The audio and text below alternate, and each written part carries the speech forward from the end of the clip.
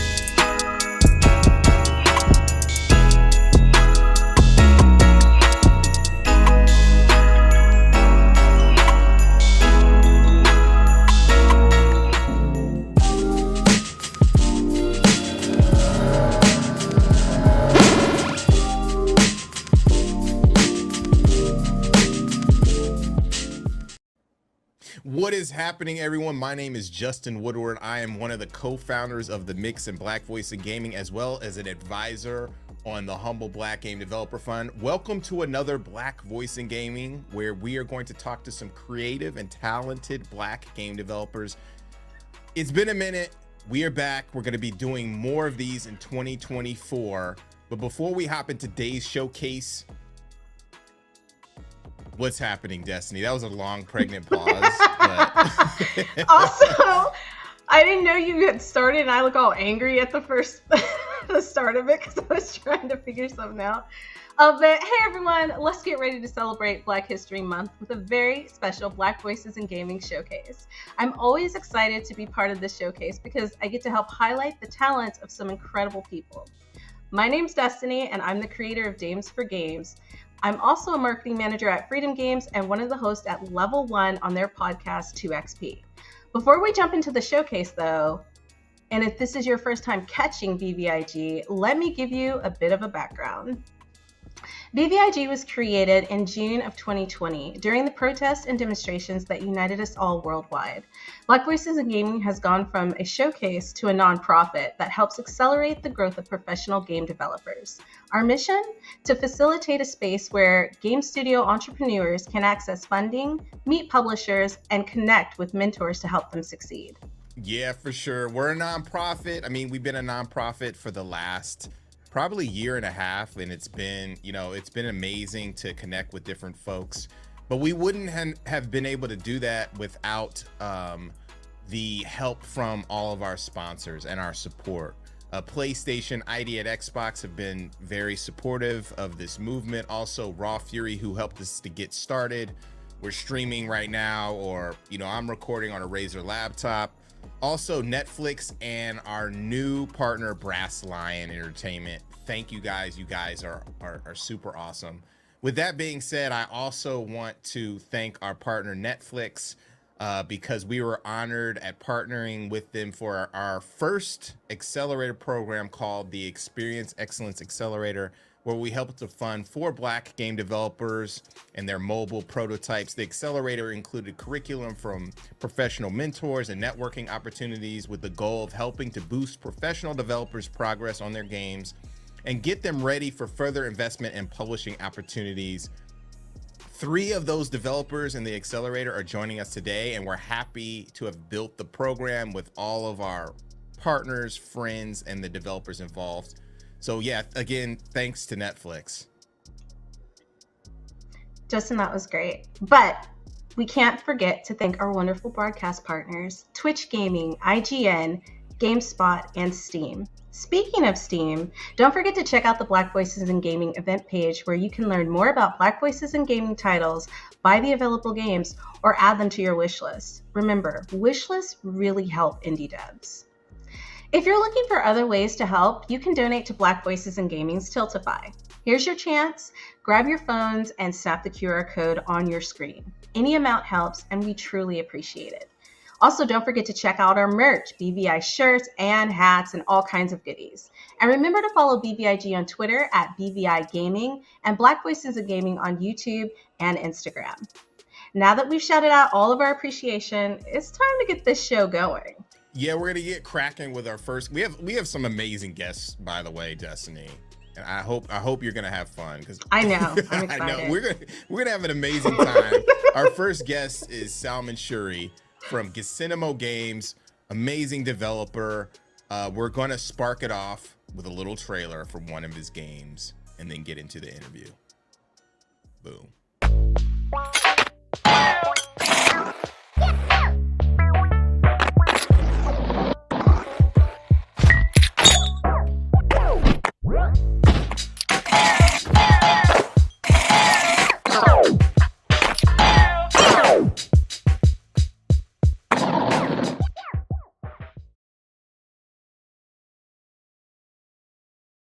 Oh my God, we are here with Salman Shuri from Gisinimo Games. How is it going? Going all right. That was an extra delayed response. Come on. But it could always be slow better. Thumbs up. That was good. They like crept up on the camera with the thumbs up. Mm-hmm. So tell us about you, Gisinimo Games, and also where are you at right now? I'm in the UK, so you can tell by how dark it is, moody. I wish I got some purple lights, then it could be all cyberpunk, you know, cameras everywhere. Ooh. Yeah. Like you got the nice turtleneck. It must be cold out in that piece. Oh yeah. It's it's even it also helps keep me warm when I try to make some cool stuff. Yeah. Awesome. I got that. That was a good joke. Yeah, that was a good dad joke. I got oh it. my God. Why did that go over my head? I'm just not used to the, oh my Lord. I'm not using that. But yeah, tell us about Gisinimo Games and what you've done. I mean, you've accomplished so much. You're a professional developer. It's very inspiring to see like your prototypes. Can you tell us about your company and what you do? Gisinimo Games is a solo outfit for the most part. It's usually me, and when I get the chance, collaborate with other people as well from time to time. But for the most part, it's just me. I'm handling the art, design, biz dev, whatever, everything that's not to do with accounting. Thank goodness. Yeah, that. But I've had initially I did it out of spite, honestly. Like when I graduated, I was like, hey, I could be so cool. Let me do work for other places. This is my dream.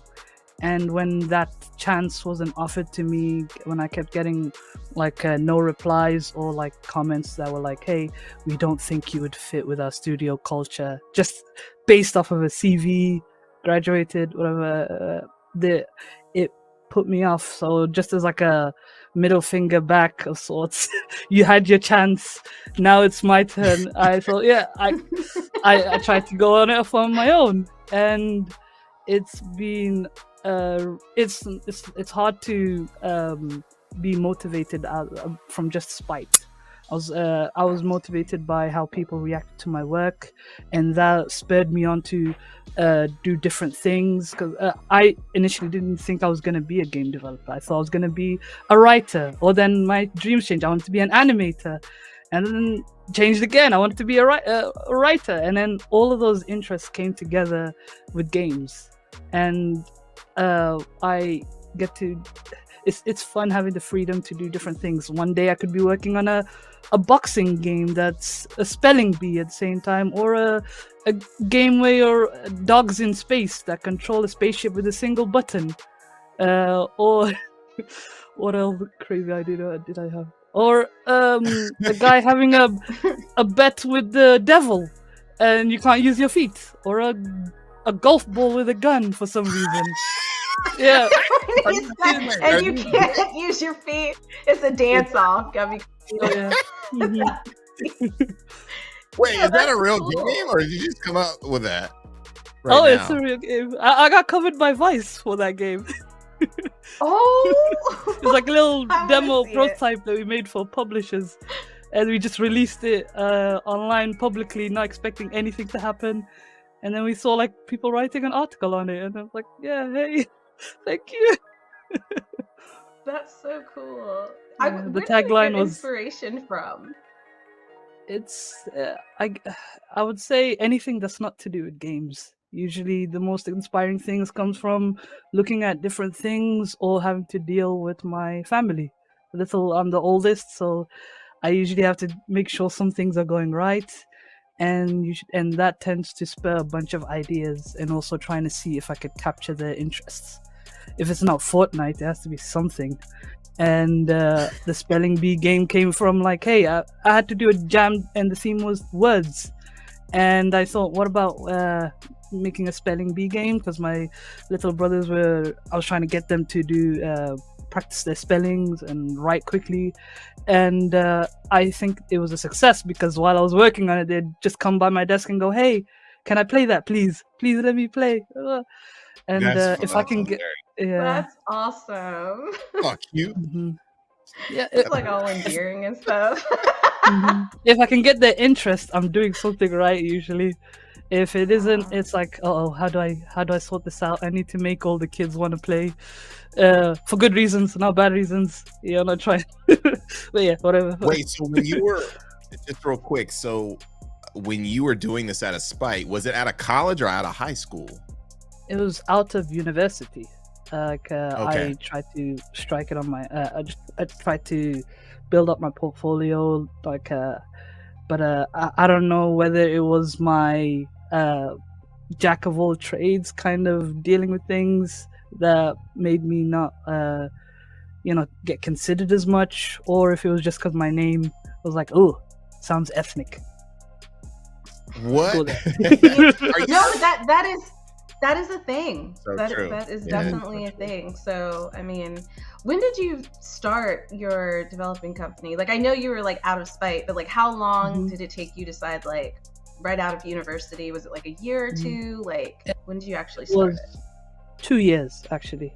2 years that I tried, and all that. But while in my company, informally, I was making games about a year afterwards. But then when it became official, it was in like late 2019. And that was like after I got my first industry job, which actually, funny story about that. That came from just being annoyed after seeing like the 200th, what was it, or 300th, like rejection, or which was just a silent, like no reply, and then ranting on Twitter saying, "Hey, this is not fair. I don't have 3 years experience on a AAA game or AA, whatever." This stuff, and someone was like, "Huh? I thought you were employed this whole time. What the? We're fans of your work. Can you please work for us?" And that's how I got my first job, which was in the hyper casual mobile market. And all of my experiences from trying to build something that very quickly, that's supposed to look like it's more high production value than it actually is, those skills were very transferable to the mobile market. And that did so well for me that actually, now that I think about it, I was really what's the word? I wasn't confident in my own work before I joined, and then as I worked and had like teammates that were like, "Hey, your work is amazing. Why do you think it's bad?" And then seeing that validated through like releasing like games secretly, you know, and like to test like retention and other stuff. It was like That's smart. yeah, it felt like seeing my what was the hypotheses like coming true, like, hey, this actually did work out and this didn't. It ended up giving me the confidence in my own work that I didn't know that I had before. I was always pessimistic in my own work, just so it's like hey, this bar is low, I've easily surpassed it, but if the bar is so high, the disappointment is like it's 10 times harder when you expected it to do a lot better. Maybe it was a way to protect my own self in a way, being prepared for failure, but without that failure, it's hard to succeed. So anyway, I've always I've always been told, hey, if you fail faster, you'll succeed faster. And looking at my graveyard of projects, I've failed a bunch. I've failed enough times, and not that I'm succeeding more and more as I've been pushing through with my every new thing that I make nowadays, which I feel so that's the happy way to about. learn. Yeah, for sure. That is kind of poetic. All of his stories are very, very like That's really inspirational. Yeah, it's graveyard of games. There is like one That thing was that actually I've cool. never forgotten, and it was when someone streamed my game on Twitch. One of my games, a game that I made part of like a little collective of 10-minute games. There were 10 games that were 10 minutes long and sold for like $10. It made its money back within an hour of release, but when someone played it on Twitch, they played my game, which was supposed to be a little horror game where you could use your light to go through like an empty room and some other stuff, story going on. They ended up hitting a voice recorder or whatever machine that plays sound, and they heard my voice that was changed up, and then their reaction, they were 90% through the game, and they said, "Ugh, British," and Alt F4 the game while I was watching it from the chat. They weren't sorry. It hurt me, but it made me laugh That's even so harder. unnecessary. I was like, I understand. British? That is hilarious, yo. Can you talk about how you start, like you moved from, you were working with another company, you were making your own games, your own prototypes, and then you moved into becoming a professional developer, making your own money. How did that transition happen, and how did you kind of start working on that to maintain your own I don't know, livelihood, basically? I wish I could say that I earned a lot, but what saved me after I had left the job for multiple reasons, I ended up getting like I was so close to like just giving up on doing game development as a whole. I was thinking, oh, maybe I'm not the right fit for the industry at all. And then I had someone message me saying, hey, why don't you do a talk? It might just be cool, you know, it's just something. And I was like, yeah, heck, it's my last hurrah, let me do it. And it was for the game developers of color. And I saw how do people come up with ideas. I made like a whole presentation of my technique, or at least in terms of how I come up with game ideas, and people really enjoyed it from what I saw in the chat of people watching it live, and me telling them that ideas were useless after I said everything about how to come up with ideas. It was later finding out that I got an award, which was like a humble monthly deal for a game, and that honestly I cried when I found out. Like even my mom, who was like, "Oh, get a real job. Games aren't a real job," but it was out of like, but like saying, "Hey, I need you to be. I want you to be safe, and I don't think it's a sustainable thing." And I understood that, but when I saw her crying after she saw me like getting recognized for my work and stuff that I do, she was like, there is a chance. I would, and being able to put that smile on her face, and then seeing my siblings also jumping up and down. Yeah, you did it! Finally, someone likes your crap games. They said it jokingly. um, I uh, would play. As siblings do. yeah. That helped me sustain myself and also build up on like projects that I'd always like left behind. Because hey, if I spend too much on this, I'm gonna be so broke that it's gonna be something bad could happen, and how am I gonna help fix that without the money? And I have been having like series of fortunate events that has helped me like build up with what I've done, and I'm trying to go strength to strength from that. Yeah, That's cool. No, that's good. Can you I can you forgot the talk a original little Oh, bit? I'm question. sorry. Oh, go ahead. Oh, you go No, ahead. you No, I'm go did ahead. it. That was good. Oh, Mhm. I was just Yeah. gonna say, basically, like I know you're saying like they're fortunate events, but you've earned everything that you've gotten, like legit. Like you've worked really, really hard. It's so hard for someone to just start out and start making their own games, and I think a lot of people don't understand what it takes to make a game, like even a 10-minute game. So like, please continue to give yourself grace and kudos because you're doing incredible work. Like your story is so inspiring, especially for other people who are coming out and getting those rejection letters and the state of the industry right now. Like I think you've done something incredible, and the reason why you got an award is because people can see that and you're genuine about how you feel about making games in your journey. So yeah, I just wanted to let you know, like I'm really proud of you. Like Thank you very much. Yeah, for sure. Yeah. Mhm. Yeah, can you talk about, because you I connected with you from Sean, and he introduced me to your work, and then you submitted for the Netflix Accelerator program, and you're in it. Can you talk a little bit about that experience? Usually it's whenever I get put into like with a room of other people. Usually it's people that don't look anything like me, not related in any way, and then my face being used as, hey, we've got X, Y, and Z people that are not white, and it's just me and one other person, like plastered 5 times over. It's so nice being able to see other people that look just like me, that have different cultures but connected in more ways than one, and it builds hope, knowing that hey, I'm not I don't feel like an outsider as much. Like I feel like there's a community, there's a group of people that I can go, hey, what's up, and and I don't have to like explain like 100 million contexts for different things. Hey, what's up? Yeah. and also knowing people that relate to the same experiences, so I don't have to like, hey, this is cool, but I can't do this. Oh, okay. And then having someone like, hey, yeah, I understand, it's because of XYZ, you could do this, and then that could help, blah blah blah.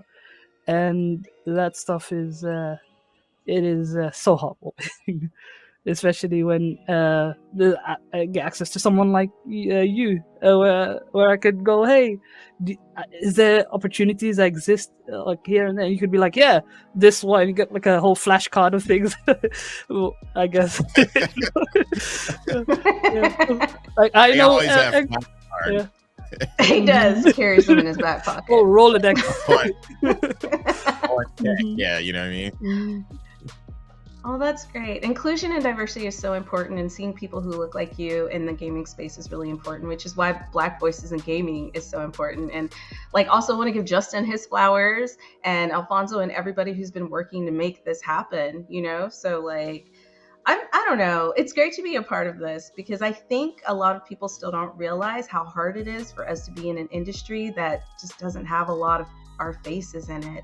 And a lot of people who are looking at wanting to be in the industry, seeing yourself there, seeing people like you, seeing people like Justin, gives them the courage to keep going. So yeah, I get what you're saying totally, because I work in the game industry, and right now I'm probably like one of the only Black people there, except for one other person. And I think when you work in the United States, it's a little bubble, so I can't speak for experiences outside of that, but like, we're so used to working with people who don't look like us or who don't have the same experiences. We kind of have to like chill who we are. I don't know how to say that good way, but like, we can't. Shift or Yeah, we switch. can't always be our authentic selves. Yeah, and so like I love that this opportunity with Netflix allowed you to feel like you could be yourself and seeing other people who look like you, because that is very important. Yeah, I- it like really broadened my understanding, especially of younger developers such as yourself, like what you're doing, how you're working, because everyone works different. I think how you're working is very interesting. And I really think I did have a quick question too. What would you tell developers who are trying to get in to do to keep things moving? Because a lot of us, even myself, when I started in video games, I had a hard time figuring out a path. Your path was different from my path, but I just kept forging ahead as well. I would say release something quickly, because usually the moments where I got my biggest fortunate like happening came from after I just released something, big or small. People ended up like I gave them something to remember me by, like something like usually people say, hey, if you give people usually don't remember the emotion, what they did, but they remember the emotions you gave them. And usually you get that from like experiencing a certain medium, and with us it's games, and that could leave something lasting in other people. That could then be like, hey, I remember this person, their game made me cry, or I heard a British voice. Yeah, that guy might be cool. But he's still British. Yeah. That's funny. Yeah. That's good advice. Just do it, basically. Yeah. I think Justin, you gave that advice one time. You just gotta do it. You gotta push shit out. Like you gotta push it out. Make stuff and release it. So where could we first of all, what game are you working on for the accelerator, and then name a couple of the other games that you're working on and where to find you. I know you're working on 1,000 games, but for the accelerator, I'm working on a physics-based. You're a snake that delivers mail to hard-to-reach places. That's also trying to pay rent because they're about to be evicted. And you can imagine all the snaky movements as you're trying to climb up to really hard-to-reach places, and trying to make sure that you deal with corporate shenanigans on the way around it as well. Yeah. I wish I could cool. say it better, but yeah. No, it's cool. No, it's good. We'll show some footage of it. And then, yeah, where can we find out more about your games? Where can we find your games, and also you on social? You can find my website at gesenimo.co.uk, or you could check out the Twitter page at gesenimo, or you could just see my which is usually just retweets of from my personal account with the gifs of whatever prototype or something that might make that I use to check if there's interest for a certain project or prototype. Or I might just accidentally give people blue balls because they see a project that they really want, and then like, hey, why are you working on this? Please make this. Was it? I wasn't ready for that. We almost made it through this interview, and then you dropped the... Oh, wait, was that? I don't want to end the interview with blue balls. You know what I mean? I'm sorry. I'll make a port it to Switch. Yeah, that's what they say. Port your blue balls to Switch? Oh my god! All right, I'm gonna put on my sweat. You're too much. You're too much. Salmon Short, thank you so much. Get Cinemo. I said just Cinemo. Now I have it. Get Cinemo. I'm gonna tell people that I'm gonna wear my sweater. You know what I mean? While I'm making games, because it's too cold in here. Too cold in this piece. It's GIF, not GIF. Full circle. Full circle. Yeah. Thank you, Salmon. Thank you. everybody watching, we want to thank you for tuning in, and for all of our guests this afternoon. You guys are great. If you're enjoying what you are seeing so far, then consider supporting our developers through our Tiltify. Again, we're a nonprofit. All the donations help Black Voice in Gaming and XP, the developers we're working with, and everything, all the programs that we have.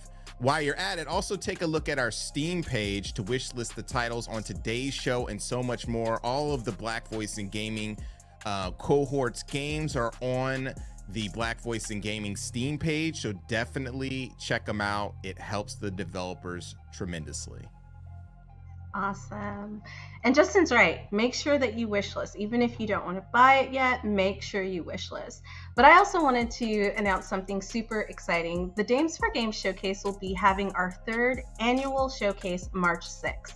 We're celebrating Women's Month and teaming up with some incredible sponsors and other women-led organizations. Don't forget to mark your calendars. That's March 6th. March 6th, baby. You know what I mean? You. But okay, we did a lot. We showcased a lot. We talked about a lot, and I want to get back into the interview. So the next guest is Tabo, and he has a very interesting game that I think you all will enjoy. Let's twerk.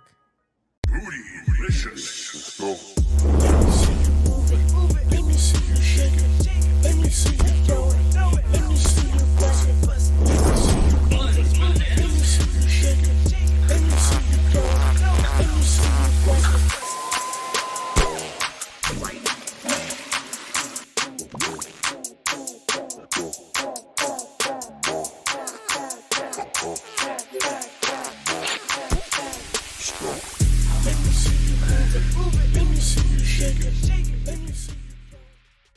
We are here with Space Salad Games, Tabo Solo. Did I say that correctly? I know I messed it up. I know I did. No, I think you did it right. Solo, right? T Solo. Let's just Solo. Yeah, but I like that. T Solo. Yeah.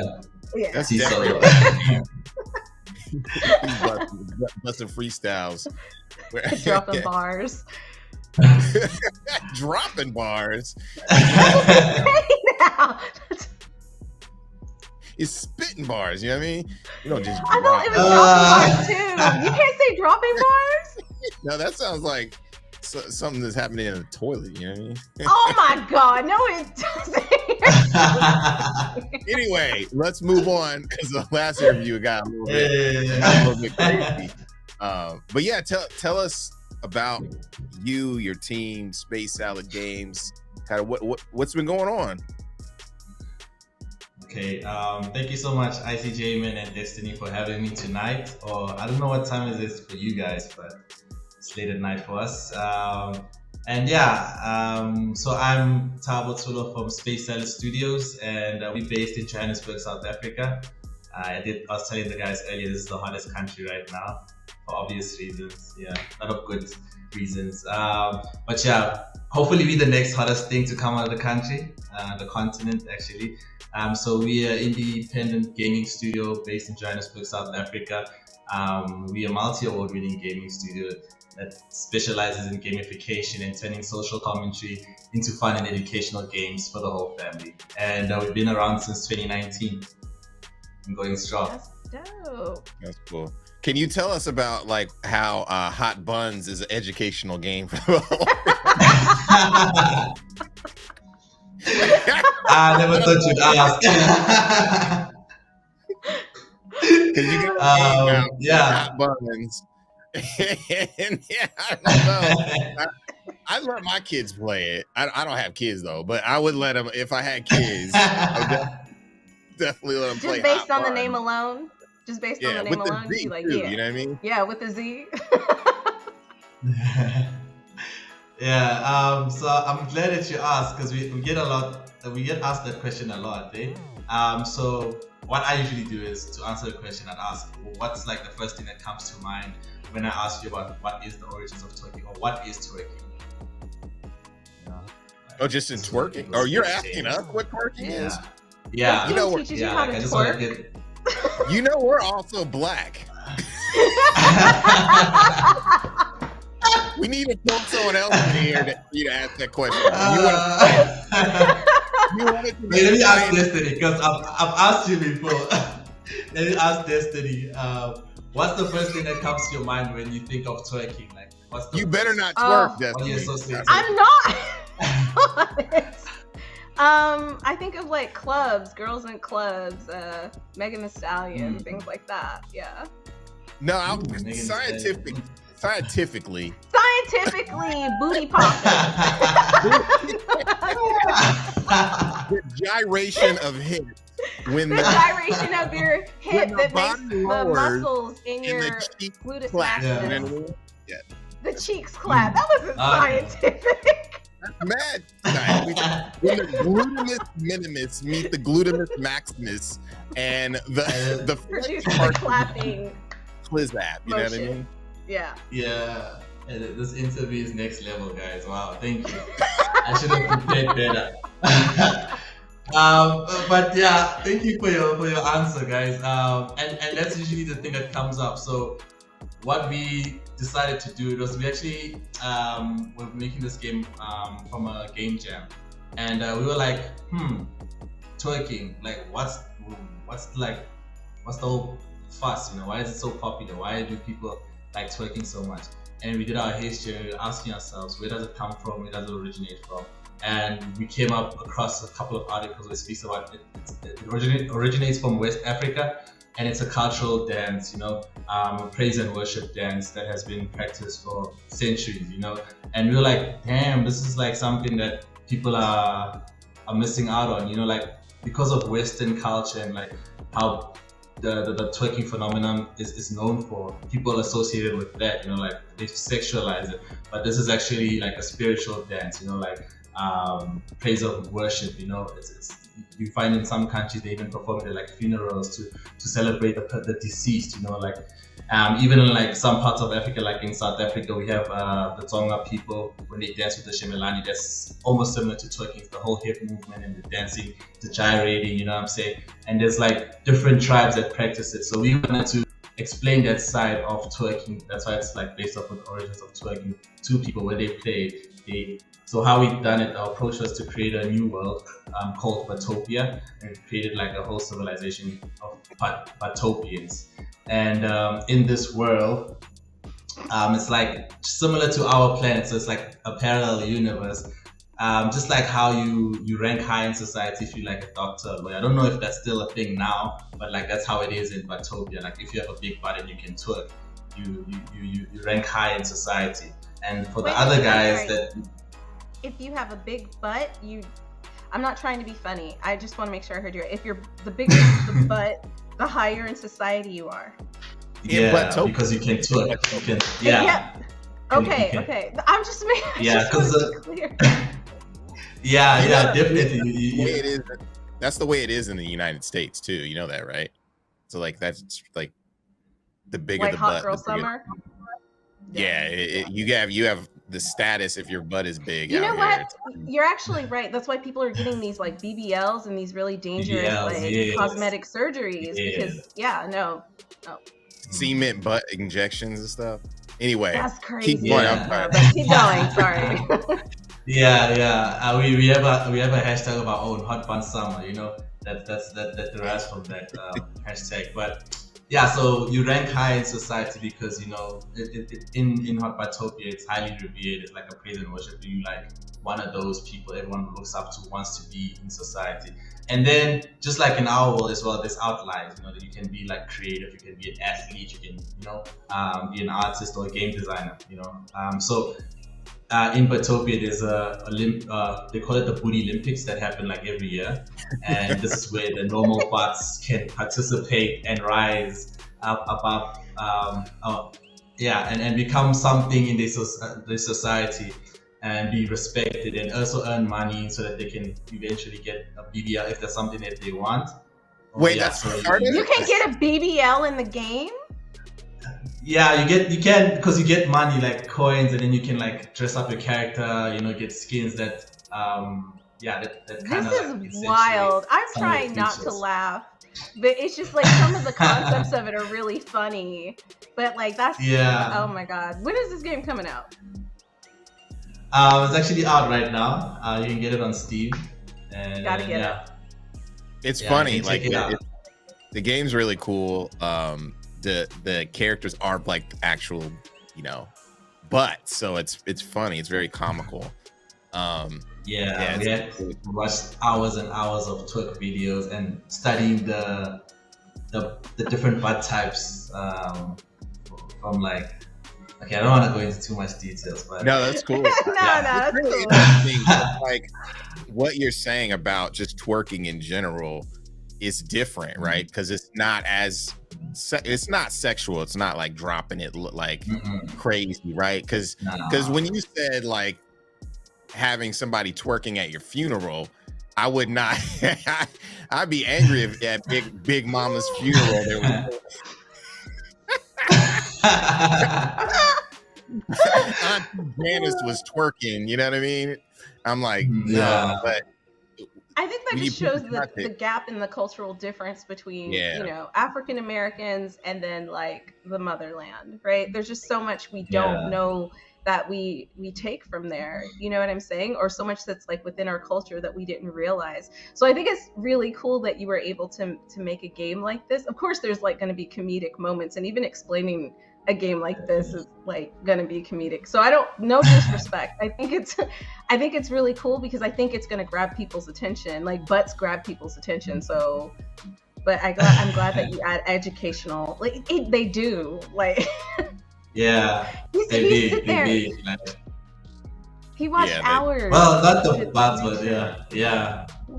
I also learned how to twerk, so people usually ask Did me, you? can I twerk? And I have the technique. It's all in the knees. Oh really? You throw your back into it. So.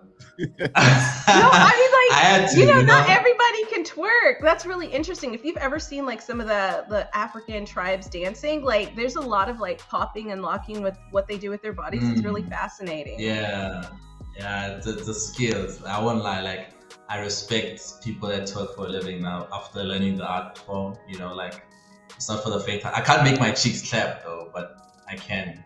Can you make them move like independently? Oh my god! I don't know that was the age restriction on this, but like I can. I was really asking, and you're making me laugh. I was serious. You're putting things in my head that I don't want to see I'm right now. sorry. I was really curious. I'm sorry. Go ahead. Yeah, I can. I don't know if that's the show. That's the type of show. Let's talk about space salad games, and like how did you all get started? How many people were on the team, and like how did you all get started? So there's 5 people. Each one's fulfilling a specific role. So we have Tabi, who's our lead developer.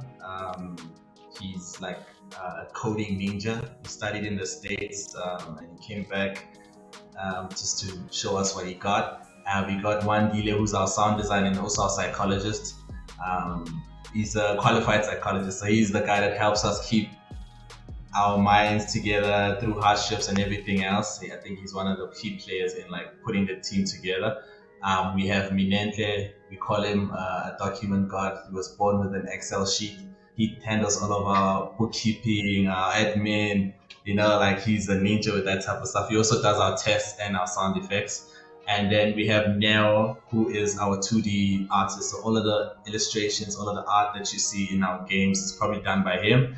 And then there's me. I'm like a game designer, so I come up with the concepts, and I'm also playing the role as the CEO right now. And how we started, pretty funny story, but not so funny. It's funny now because we're over and we're a lot older. But and this is where you believe it, like where you something like divine timing does exist.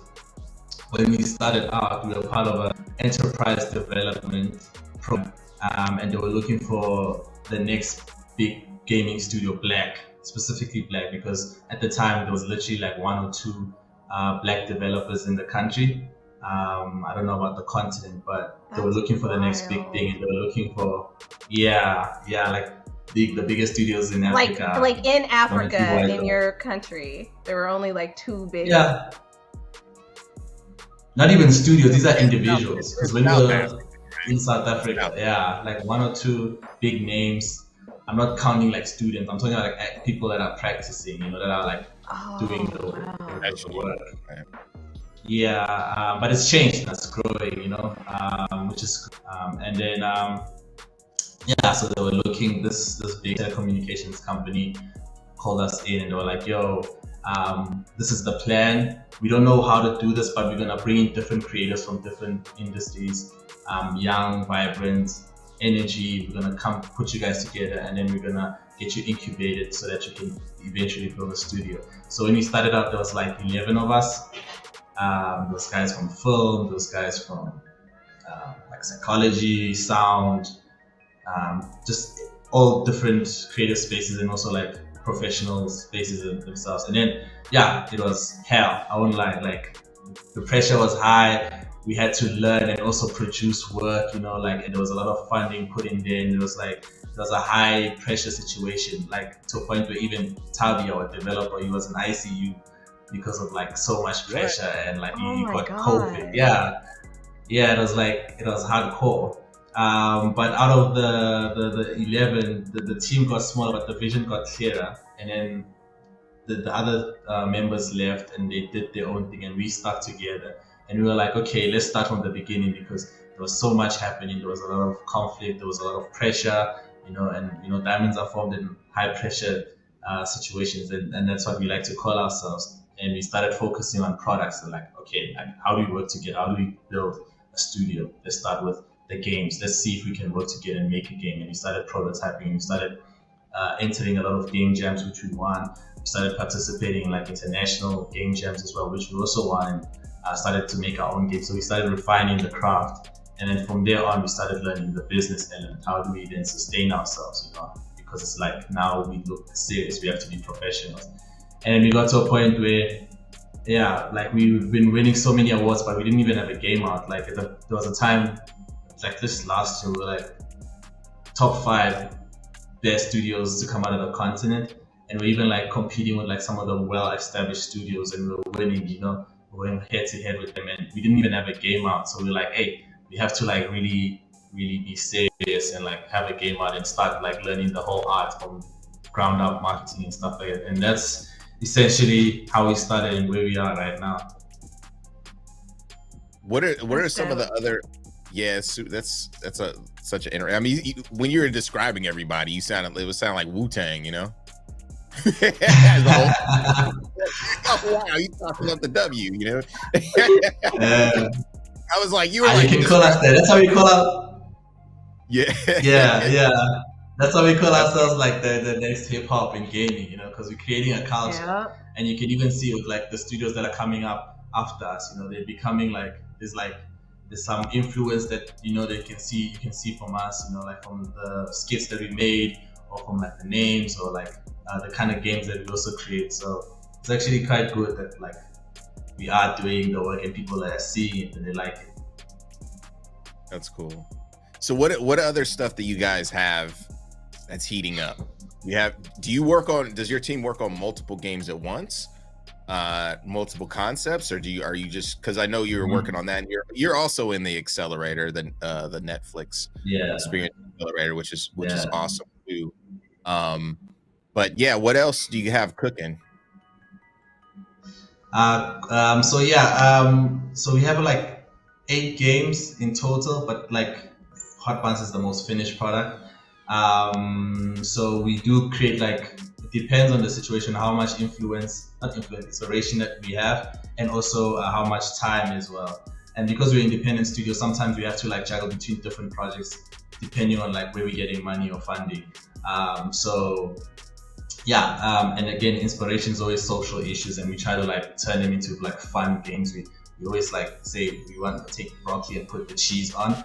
So the games that we're working on right now, there's one where it's a game based on our political history. It's a political satire and parody game. called Poo Weekly. Our elections are coming out right now, so we're trying to like see if we can stir up the nation and get more youth voters to participate, because like the votership is really down. We have another game we're working on called Pony, which is about rhino poaching and animal poaching.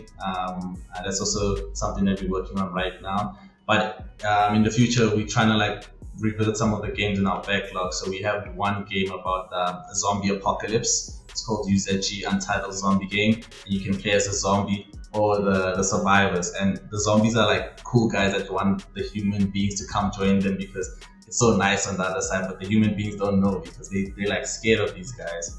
And then we have another game about waste management and recycling called Dopa Dash. I think that's one of our biggest products. It's the one that's kept us alive for this long. It's about waste pickers. So these guys in our communities that ride on trolleys, and then they like go to different neighborhoods and they take out the trash out of the bins and they recycle it. So we've turned that into like a Need for Speed. So those are like the types of games that we've been working on so far. And there are a couple of games that we're also conceptualizing for the future, which we're really excited about, which I can't really talk about right now. But yeah. It's exciting. That's awesome. Sure. Thank you.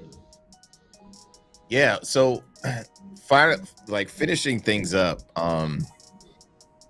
Where do you guys see yourselves going in the future? I know we've talked about this, about kind of the competitive nature of developers, and then just like really trying to be on the come up in South Africa. Where do you guys see yourselves? Yo, man, we want to be like the next hip hop of the industry, you know, of South Africa, of Africa. We want to create a culture, because there's a lot of criticism, like a lot of developers, especially African developers, we create like games that have like a strong meaning or message, and there's no we can't really like sell that, or there's no avenues where we can sell that. So we're trying to like make that commercially viable. We want to like make the next Elden Ring, but like a South African version, or the next GTA, but an African version, you know, like just we want to be the guys that push through that and break through that barrier and show that you can be profitable by telling your own stories and making games that appeal to our people, you know what I'm saying? Just not like what other people are doing, because we tired. I'm personally, let me not say about other people, but I'm tired of seeing like the same games being made over and over again and keep getting these massive reviews and making all of this money when we have like just as many or more awesome stories that are untapped, you know. And that's something that we want to do. We want to show that you can be profitable just by being yourself and telling your own story. Absolutely. I'm here for it. Yeah, that's dope. For sure. So where can we find out more about Space Salad Games and your socials, all that stuff? Where can we find out more about you guys? All right, cool. So you can check us out on our website at spacesaladstudios.com. Or you can check out Space Salad ZA at all social media platforms. So on YouTube, we have skits that we release. So we're working on the new season right now. Oh yeah, check them out. They're really funny. Yeah, I think you've seen some of them. Yeah, but you can check them out on YouTube at Space Salad ZA, and also on Twitter, Instagram, Facebook. Yeah, wherever we are, wherever social media platform there is, we want to. Thank you, OnlyFans. Tombo. Yeah. What? Did you say on? Except for OnlyFans. Yeah, but Hot Buns needs to be on OnlyFans. Hot Buns needs to be on OnlyFans. We were thinking about it. Maybe soon. We'll give you a credit for it. You gotta upgrade your membership. You know what I'm saying? Like to get. Thank you so much for joining us, and everybody twerk your way to Steam and grab Hot Buns now. It's that was it's good. Cool. It's hilarious.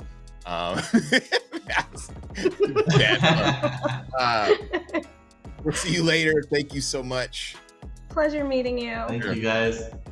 That was an incredible interview. I had so much fun. And honestly, before we get into our next guest, we kind of want to show you guys some of the trailers from the past and some of the games that we've had on the show. Justin, are you excited?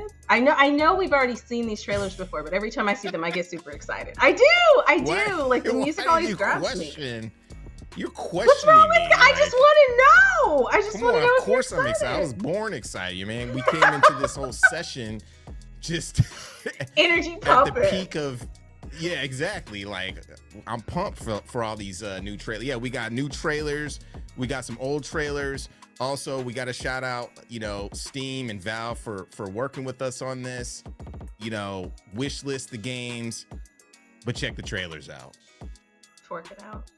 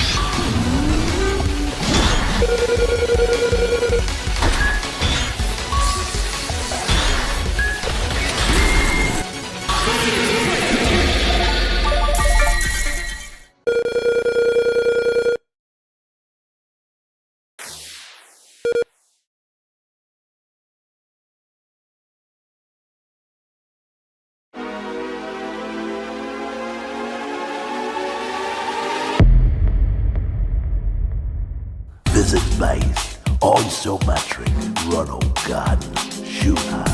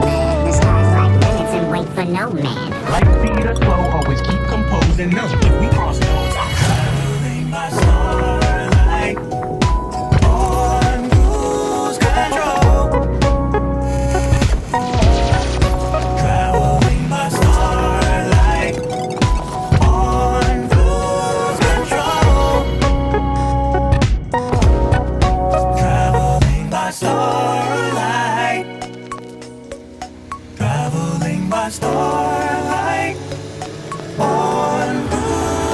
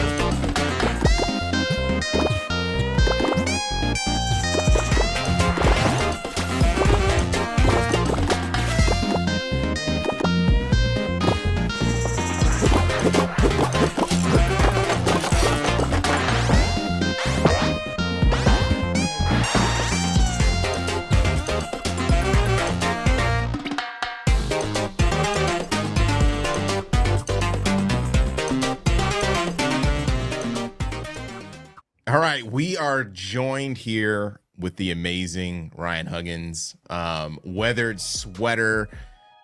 I don't want to say jack of all trades, but what you've accomplished with the different studios, with the different games, with your production is pretty amazing. So we want to just chop it up a little bit, talk to you about kind of what you're doing and what you've been doing and that kind of thing. Sure. Shoot over any questions you have. So what Yeah, have you been for sure. doing? No, I'm kidding. So what have you been What have I been doing? That's all like non-leading. Like, please interview yourself.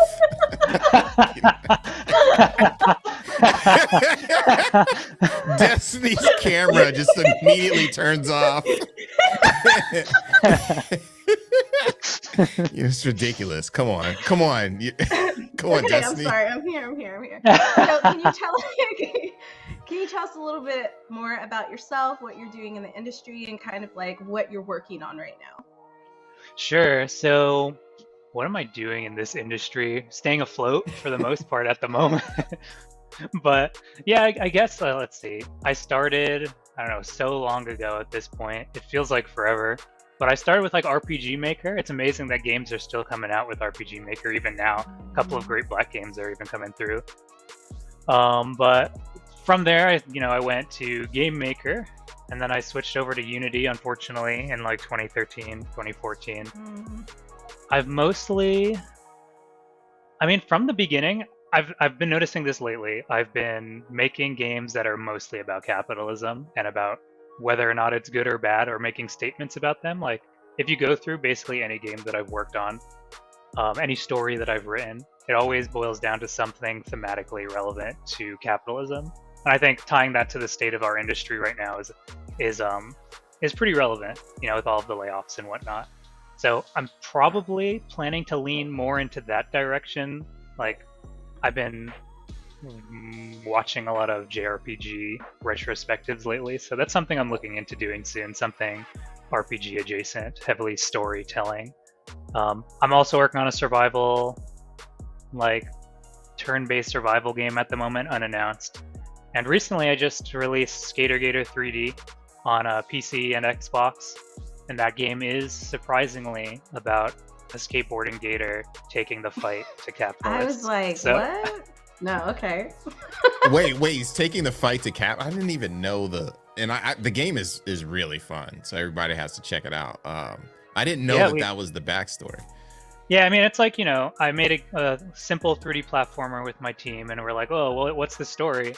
And so the story is basically, like robot capitalists have taken over the swamp and are like dumping oil and other like pollutants into the swamp. And so Grenjamin, the main character, is basically taking the fight to them. So this is a sequel. In the previous game, he like grinds the pipes through like the sewers and whatnot to get to the mayor, and basically is like tells the mayor to stop doing this. Like, super simplified. The game is very simple. And in this following game, they start doing it again like 20 years after they have basically they've come up with like an agreement, and so now they're like breaching the agreement. And so Grenjamin's son, Grenjamin Jr., picks up the mantle and brings the fight to basically a factory, the actual factory where things are taking place there. So yeah, the stories tend to be about like revolution, light revolution, or like actually doing something instead of just hoping that politics is going to fix everything, because it really won't. You actually have to take action. So I've been finding that unintentionally almost every story I write happens to be about this stuff. That's You really like so interesting. you're the first studio that you found, Daddy's Quest, right? Dad Quest, yeah. Also Dad Quest. Did that have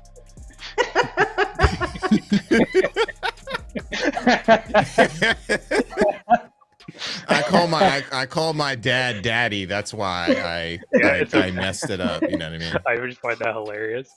So Dad Quest, yeah. So Dad Quest, the story in Dad Quest is a little bit more convoluted than something like Skater Gator, but it does basically boil down to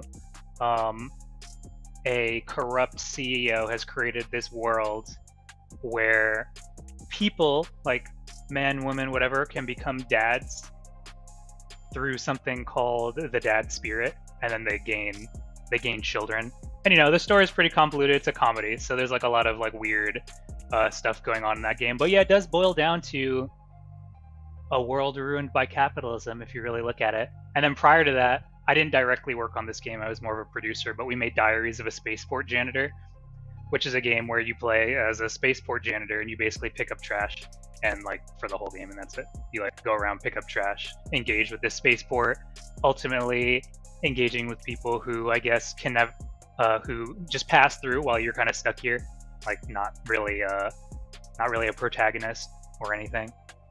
Honestly, the only game that we've maybe made that isn't explicitly about stuff like this is maybe Paparazzi, but even if you look into the stories there and like the quests and stuff that you take on, there's definitely a lot of left-leaning narratives.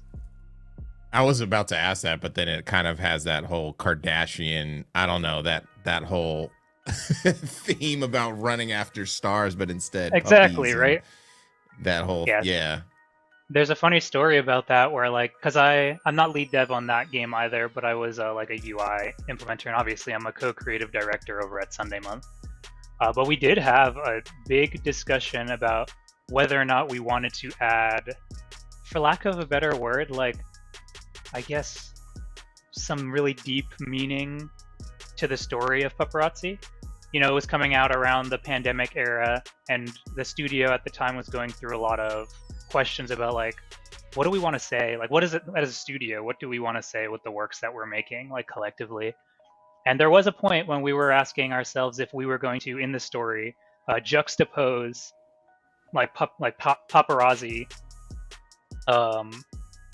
I guess as a career to like war photography, and see if we could draw some like really interesting comparisons to like different types of photography from different types of eras. We ultimately decided that we wanted to keep things a little more lighthearted, but there was I like wrote a story where like your grandfather was a war photographer and you are like this dog paparazzi, and like trying to draw comparisons to like what is value in art, and like is my job valuable to the world versus like the work that my grandfather did. Because you know, there's so many narratives about like things that were done like years ago always have like more value than things that are happening now. Like things are trending towards more vapidness, and we were gonna kind of analyze that.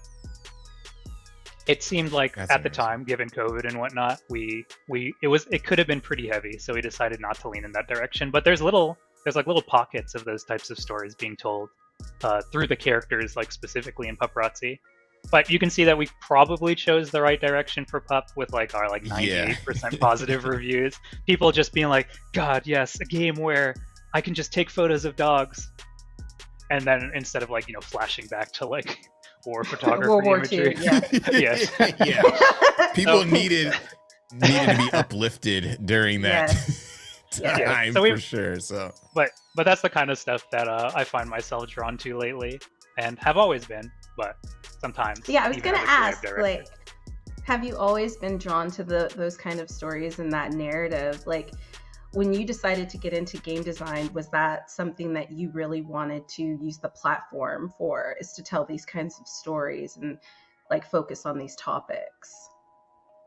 I think, first off, you know how like when you're like a 14-year-old and like the first philosophical idea that you think of is like the craziest thing in the world, and like you're kind of probing, and you think that these ideas are incredible.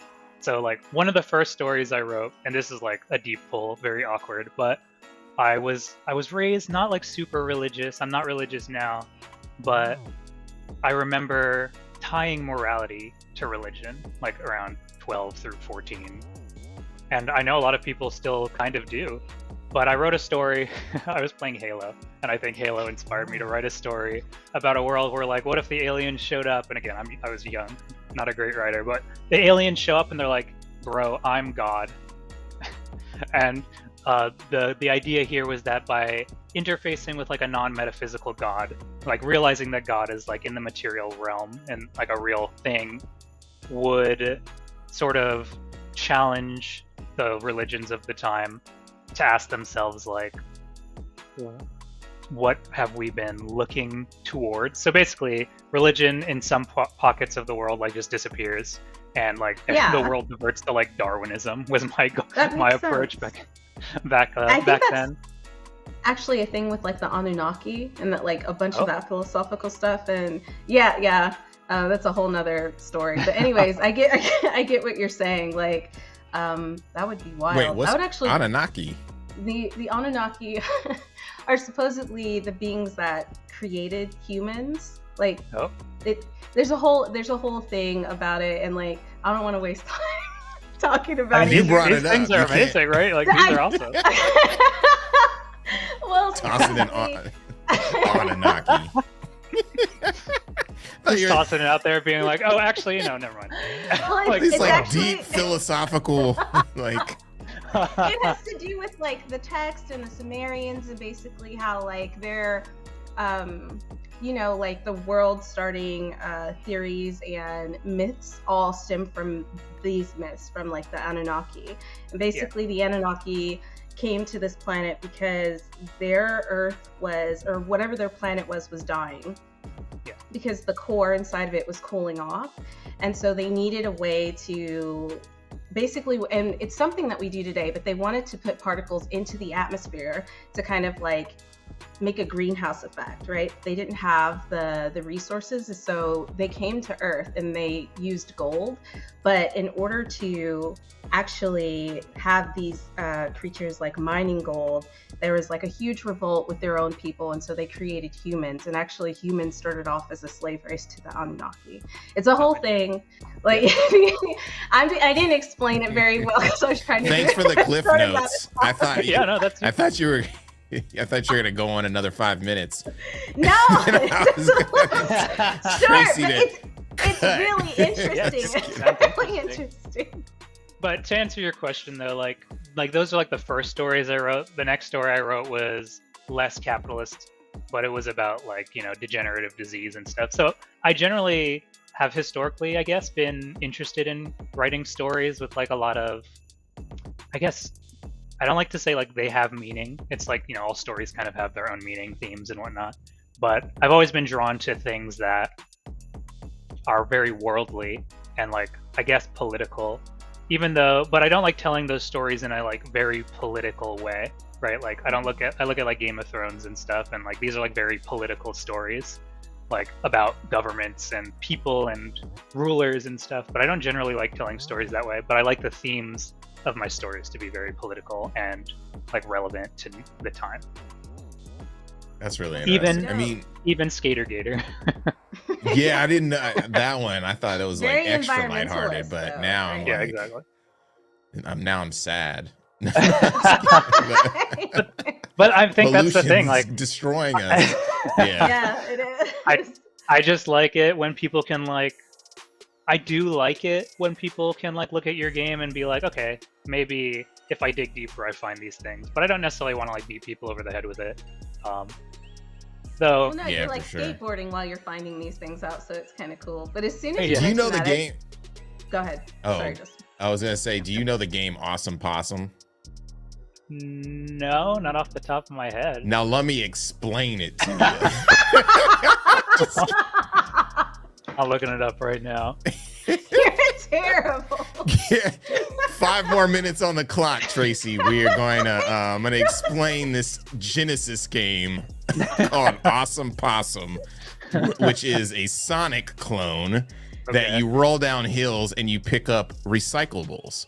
And in between each level, you answer a ecological question in Okay, trivia cool. form. That's it. I'm not gonna go. No, that's awesome. That's awesome. It's awesome, possum. Like that's amazing. Yeah, I do like doing stuff. I do like doing stuff like that. A lot of the other work that I've done has been like I've won a lot of awards doing like educational or like games for change type work. But I've been trying to like translate that to like I don't really have a word for this, like commercial, retail, like fun games. Oh, you're trying Like to commercialize it. Got it. No, I get what you're trying to say though. yeah, No, like, that I like makes, yeah, that makes sense. Cartoons do a very good job of that. Like children's cartoons, like Yeah. they're able to handle heavy topics, but like in layman's terms, I guess, where it still makes Yeah. it interesting. The kids are still learning, right? like, I don't know, Full Metal Alchemist, for example, I have on display here. I don't know if that's called a kids show. I was a Nah. kid when Oh, I it's definitely not. I was a kid in Trinidad, like visiting Trinidad when I went to the like what are they called, internet cafes, because there was no internet where I was staying, and I like burned some Full Metal Alchemist CDs? episodes. And I was like, I think like 12 or 13. Then I went home into a dark room and watched like the first half of Full Metal Alchemist, and it changed me. That's a dark anime. Yeah, no. Yeah. my I was. kids I are- think we were in college. That was like AI times. You remember that? Was it Destiny? AI times? Yeah. Yeah, I do remember like how dark it was. Like he Wolf's tried to Rain do and like some all stuff, that and stuff. His But mom died. yeah. and he lost the body. That of his was brother. the what was it? The Chimera episode. It was the girl and the dog. Nina? That one. Yeah. That one Nina. messed me up. It was I dark. like, wow. It was dark. So Yeah. I think my canon, that and Supernatural, which is less dark, but it's still it's Supernatural. Those are like my big canons, and I pull a lot from both of them. Very different camp, plus like really dark theming and presented in like a really, I don't know, child friendly, maybe like young adult friendly way. It's kind of the way I've been approaching things. What do you That like? makes sense. Yeah, for sure. So you've been doing this, like your studio was working on other external projects, and you were also working on your own independent projects. Yeah. Things have been very different in the industry the last year. In the last 3 months, it's been very crazy, turbulent.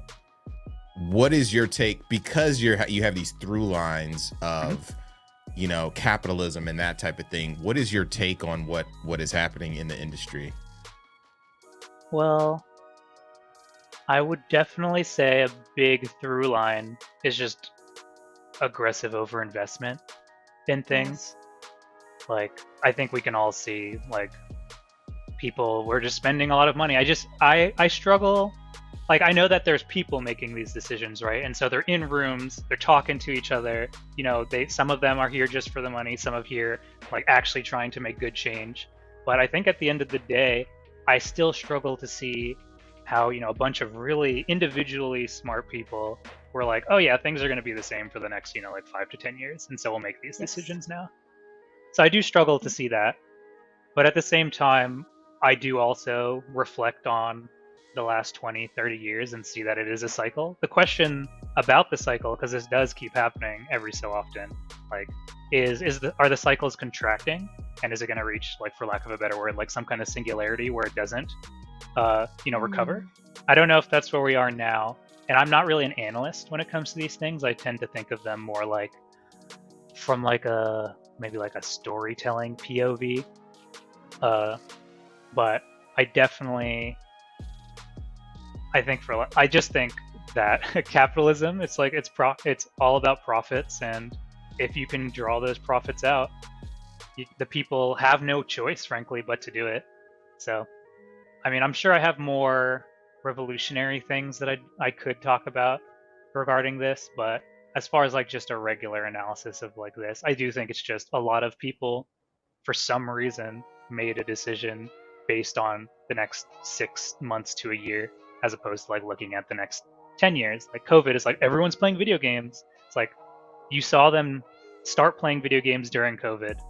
I don't know why you really thought that they were all going to just stay here and not like expect the Yeah, people that to makes- leave when outside. COVID was done. Right. Yeah. I think a lot Yeah. of that is because people just didn't realize and had never experienced something like COVID before, especially during our generation or the generation before us. So they Yeah. didn't know how long it was going to last. And like, remember in the midst of COVID, we kept hearing like, oh, there's another variant. Oh, things are changing. But I do agree with you. I think people overinvested, and because they overinvested, they're letting people go so that they're not in the red next year. Because like most of these AAA companies are not in the red this year. Yeah. So Yeah. And we only have a little bit of time left, but like, You mean I the think- black? Just kidding. I think Black History Month.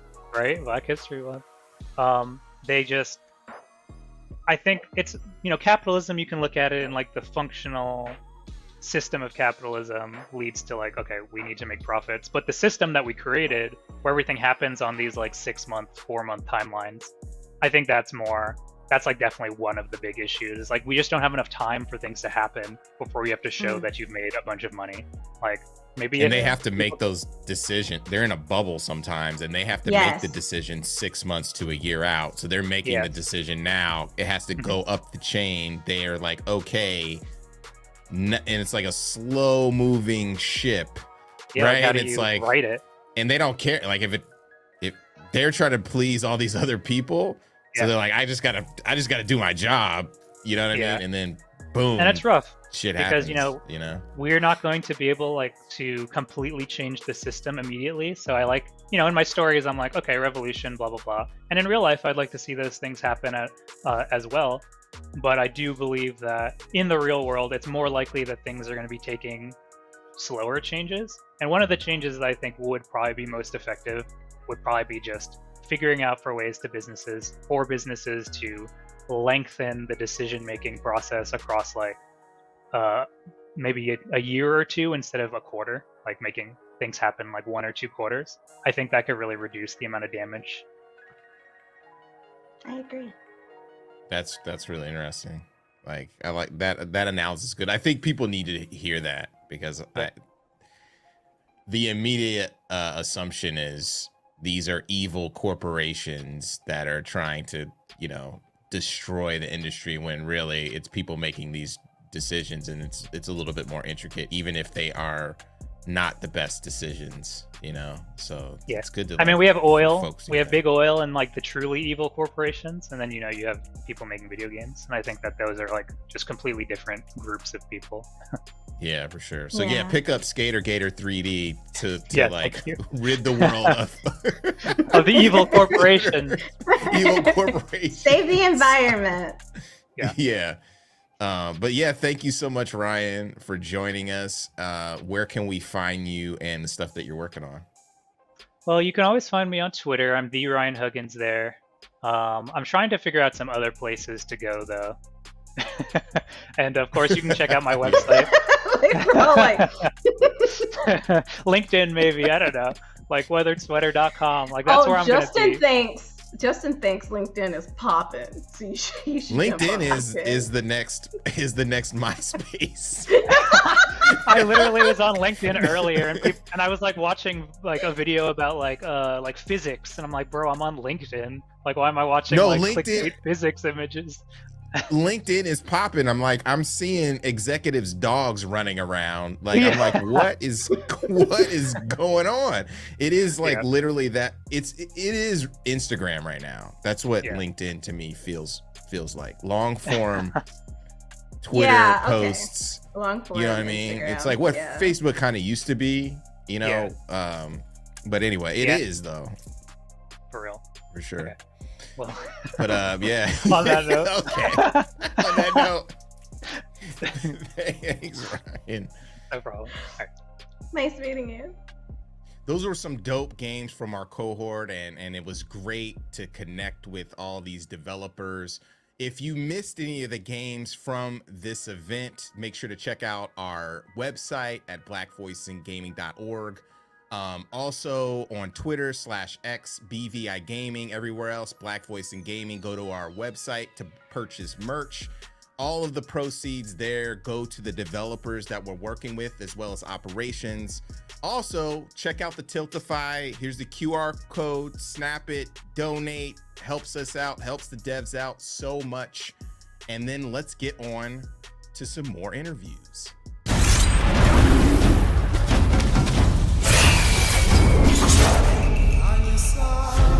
Every story begins at the end of another.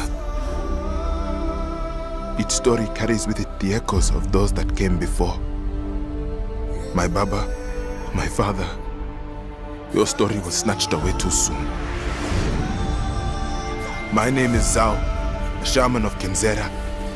Here, I seek my father's return.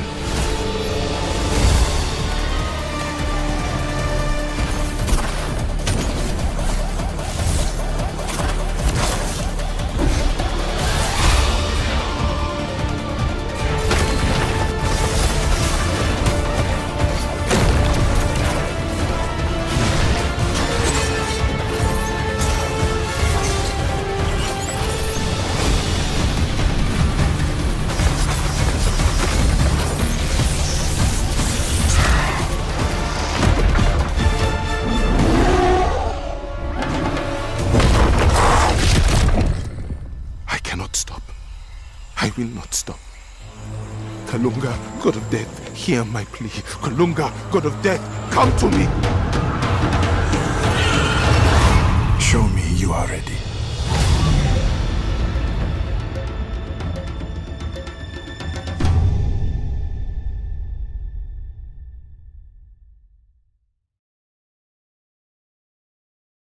We are back, and we are with Abubakar, and you're gonna have to pronounce your name because you know I always mess it up. And we're with the homie Sean Alexander Allen, who you know we've been rolling together for years. One of the leaders in Black Voices in Gaming, and you know he reached out, and it's like we have some amazing guests because we've been collaborating and trying to figure this thing out. So. It's awesome to have you here. Oh, thank you. It's cool being here, man. Like it's one of those ones where, again, I think as I said, like I'm learning a lot about sort of the Black community within games, and it's nice to feel welcomed, man. I don't see enough people who look like me in this industry, and to actually be, you know, surrounded by, you know, actual gamers who look like me is a good thing, you know. That's cool. Like when we saw the announcement on the Video Game Awards, there was two that really stood out, and it was your game and the Blade to me. And the Blade, like when I saw the Blade like intro, I was like, oh shit, we're in here, you know what I mean? And I was like dazzled. I was like, dude, your game looks so sick. Thank so you, yeah, man. do you want to like kind of, before we chop it up, do you want to kind of tell the folks what you're working on? Absolutely, yeah, man. So literally, it's so what we're doing is this sort of action adventure platformer Metroidvania called Tales of Kinzera Zao, which is essentially the game is inspired by the grief that I felt, and I'm still kind of going on after I lost my dad. And for me, it just felt right to make a Metroidvania just because it resembles grief in the perfect way, kind of being thrown into the middle of something that you have no idea about. You're lost, and slowly, bit by bit, you kind of get weirdly comfortable with it, but you still are facing it. And yeah, it's a small indie game that I remember pitching to EA, thinking like, again, they're not gonna go for this, but hell, I'm just gonna try it, and lo and behold, we're here now. So yeah, it's been a journey, man. Yeah, and I mean, like really before this, because I remember you were doing your studio, but you were also in a show at the same time when you were starting all that. Great show, yeah. Raised by Wolves. Wait, what show? Yeah, Raised by Wolves. So okay. Oh, what? Yeah, man. Yeah. Oh my god. I feel like such an idiot. Oh my god. I love that show. That show is sick. Yeah. Like that's okay. Doop a doop boop boop. Ridley Scott. Okay, that's oh my god. Yeah. It totally makes sense. Yeah, Sean's man. like, you can't laugh at me, bro. Like you gotta. I swear I kept saying, bro, he's on the show, and I think it's really interesting. You didn't like, say doing... this. Yo, you got, you know what I mean? You got a different haircut. You know what I mean? What? But I'm like, yeah. So I was just, yeah. So I was just curious, like, what was the impetus for moving from TV to games? Because I just thought that was games. Like, I mean. No, it's a valid question in regards to like that. I think, I mean, I've always said this. I've always been a gamer, man. Like games have been with me since day dot. Kind of much like Ben Starr. Like we both hid the idea that we liked games. Like we didn't want anyone to know because it wasn't, especially being black. Like growing up where I grew up, like the idea of liking games was almost like weird, nerd, but it was always a passion of mine, and something that even my dad really pushed me for to play and enjoy, because he was into tech. And so really it was just what Ridley gave me on that show was the confidence to kind of have a voice. And by him essentially saying, yeah, you can lead the show, and you know, to a degree with Mother, Amanda, who's brilliant. Like, that was like, actually, you know what? Yeah, I can do this. Like, I can actually push, you know, and have my own voice and do the stuff that I want. And so, really, it just felt natural, man. It just felt like that was the next step. Now, again, I had no idea what it meant to make a game. Like, I'm coming from a film background where you churn out films in a year, right? It's not really necessarily a challenge, but well, it is a challenge, but it has its own challenges. It's more like a sprint, right? But making games is like a marathon, and sometimes it's like a marathon in the storm, and it's like evil, man, and long, and it's like tough. Yeah. So I think like that really was the natural progression for me anyway, just to kind of go into games. Was it felt like I felt more comfortable there, weirdly, than film in a weird way. So how did you build your team? I'm just curious. Dude, I just literally followed and slid into so many DMs, like you have no idea. So like I literally I started talking because when I did Assassin's Creed Origins, that kind of introduced me to the fact that you could do games. You know, you can make games, you could have a career in games.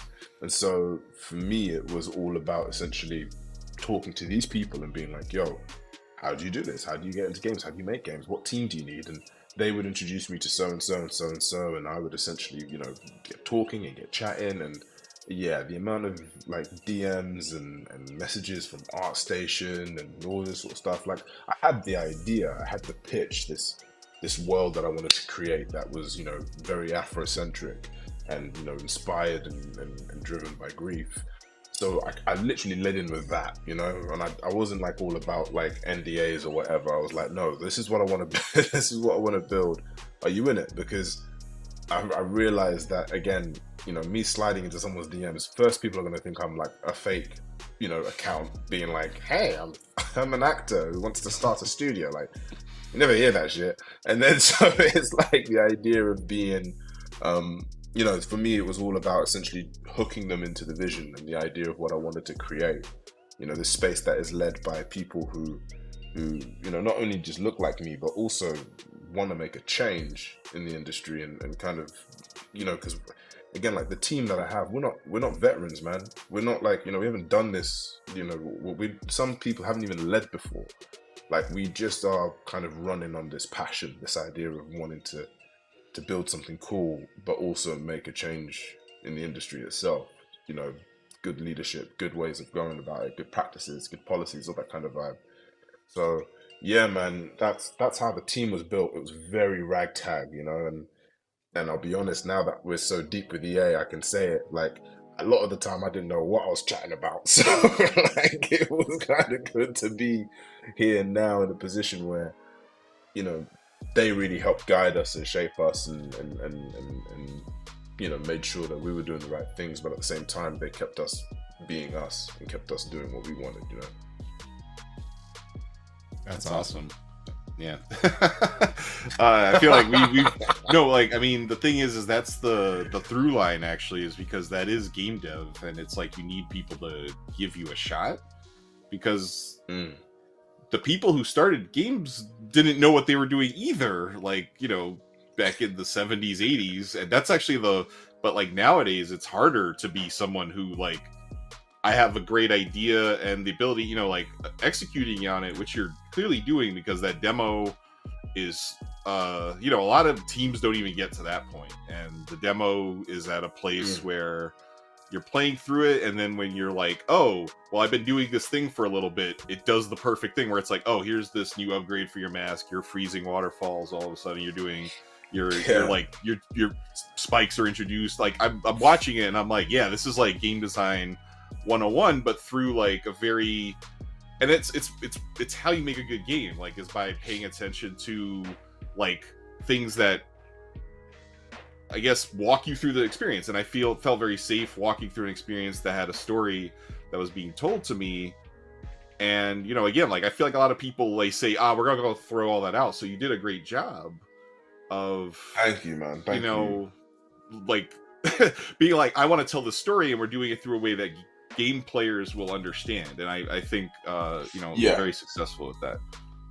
How And did you I think it start is. the It's just design? about respecting the medium. Well, no, that's it, right? I think it, as you say, like I think it was integral to listen to the medium that we were working in. You know, the fact that it is a game, and I think it's all about respecting it in the same way that, you know, I think a lot of the time, I think it's much easier, or you see it a lot more in games than you do in any other medium, where you can really tell if you don't respect the medium. Like, for example, I've played games where I felt like this should have just been a film. I don't know why I'm playing it, because there's no engagement here. I'm literally just watching cinematic upon cinematic upon cinematic and having no idea what's happening here. So You know, got you but got then to I've name also played, names. you know, I can't say it, bro. No, I've just started, we man. can't name names. We Let me- can't name let me have names. more We life don't in have- this industry. I'm just but seriously though, it's like, you know, I think, you know, it's one of those ones where, you know, when it came to the design, I really wanted to just lead with emotion rather than necessarily mimicking other games that we've played.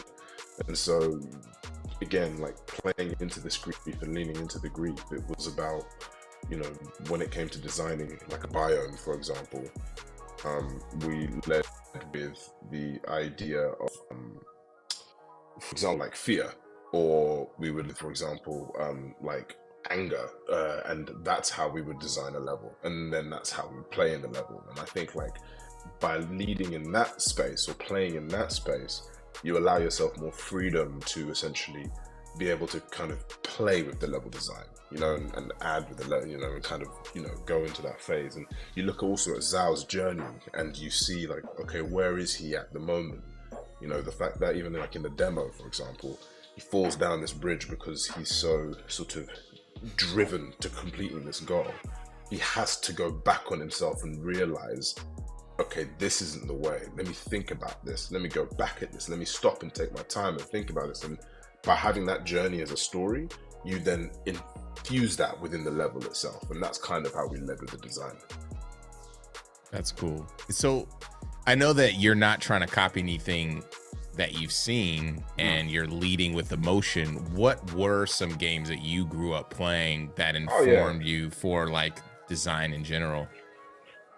Oh man, yeah. So games wise, I think it started with, you know, I'd say like as a kid, probably Kingdom Hearts. That was the first time I was, you know, introduced to what I felt was like quite a sensitive male protagonist. Most of the time, you know, the male protagonists we see are like these muscle-bound sort of like, you know, killers, and like you've just got this kid who just wants his friends back. And I think that to me really stuck with me. I mean, I say all the time, like if I was to play it now, I'd have no idea what the hell was going on. But you know, that's by and by. At the time, you know, it made me cry, so it obviously had some form of emotional move on me. Another game I'd say is like World of Warcraft. You know, that game was able to sort of just capture this sense of escapism that really, you know, the world was so rich, and you know, it got me so obsessed with Warcraft as a whole, which was really cool. But I say the games that really affected, you know, this game today is, you know, one is Ori, specifically Blind Forest. I think that was able to capture an element of isolation and trying to figure out who you are and what, well, not even who you are, just where you are, which I really wanted to capture with Zhao. And then, you know, looking at Devil May Cry as well. I think, you know, the combat in Devil May Cry is so like kinetic and crazy and chaotic, but you know, there is an element of control, which again to me represents grief really nicely, in the sense that you feel like you're in this storm, but at the same time you've also got control of it. And I think like that's something that really stuck with me with Devil May Cry, that I again wanted to sort of try and emulate in Zhao. Something I think is funny, I was just kind of laughing before because Kingdom Hearts is like a very black game despite having nobody black in it. Like, black folks love that game. Like, it's like, I mean, I kind of fell off at Yeah. Chain of Memories, but the first one, like it had everybody on lock, like at that time, when that came out. 100%. I don't know what it is. Like we were all It's such a listening black to game. Karo Tana, That's like back in the hilarious, day. But also like Devil May Cry. Also, it's interesting because over the last decade or so, like Justin was working on a character action game. There were a lot of black developers working on character action games that really loved Devil May Cry, and I just thought it was an interesting thing that I just kept seeing people being like, and this is what influenced me, and I saw it through a lot of black game developers. And I just, one of the and things Ori I'll also. say to jump in on there, I think with Devil May Cry and Ninja Gaiden and any of these like action-based games, there's a level of expression in those games, in the movement that you in the amount of movements. It's like just like, and I'm a big fighting game fan, to no surprise, but the level of expression in those games and style that you bring to the characters adds a lot to why the combat feels so good. The ones with more strenuous and tied down combat mechanics don't allow for as much expression, and I think that that's part of personally like the black culture, you know, and zeitgeist and that kind of thing. So that's interesting that you kind of brought that up too. And you got I saw your character action stuff with the fire mask, right? The sun mask. Yeah, A bunch of people yeah, jumping up and yeah. starting to upgrade And that.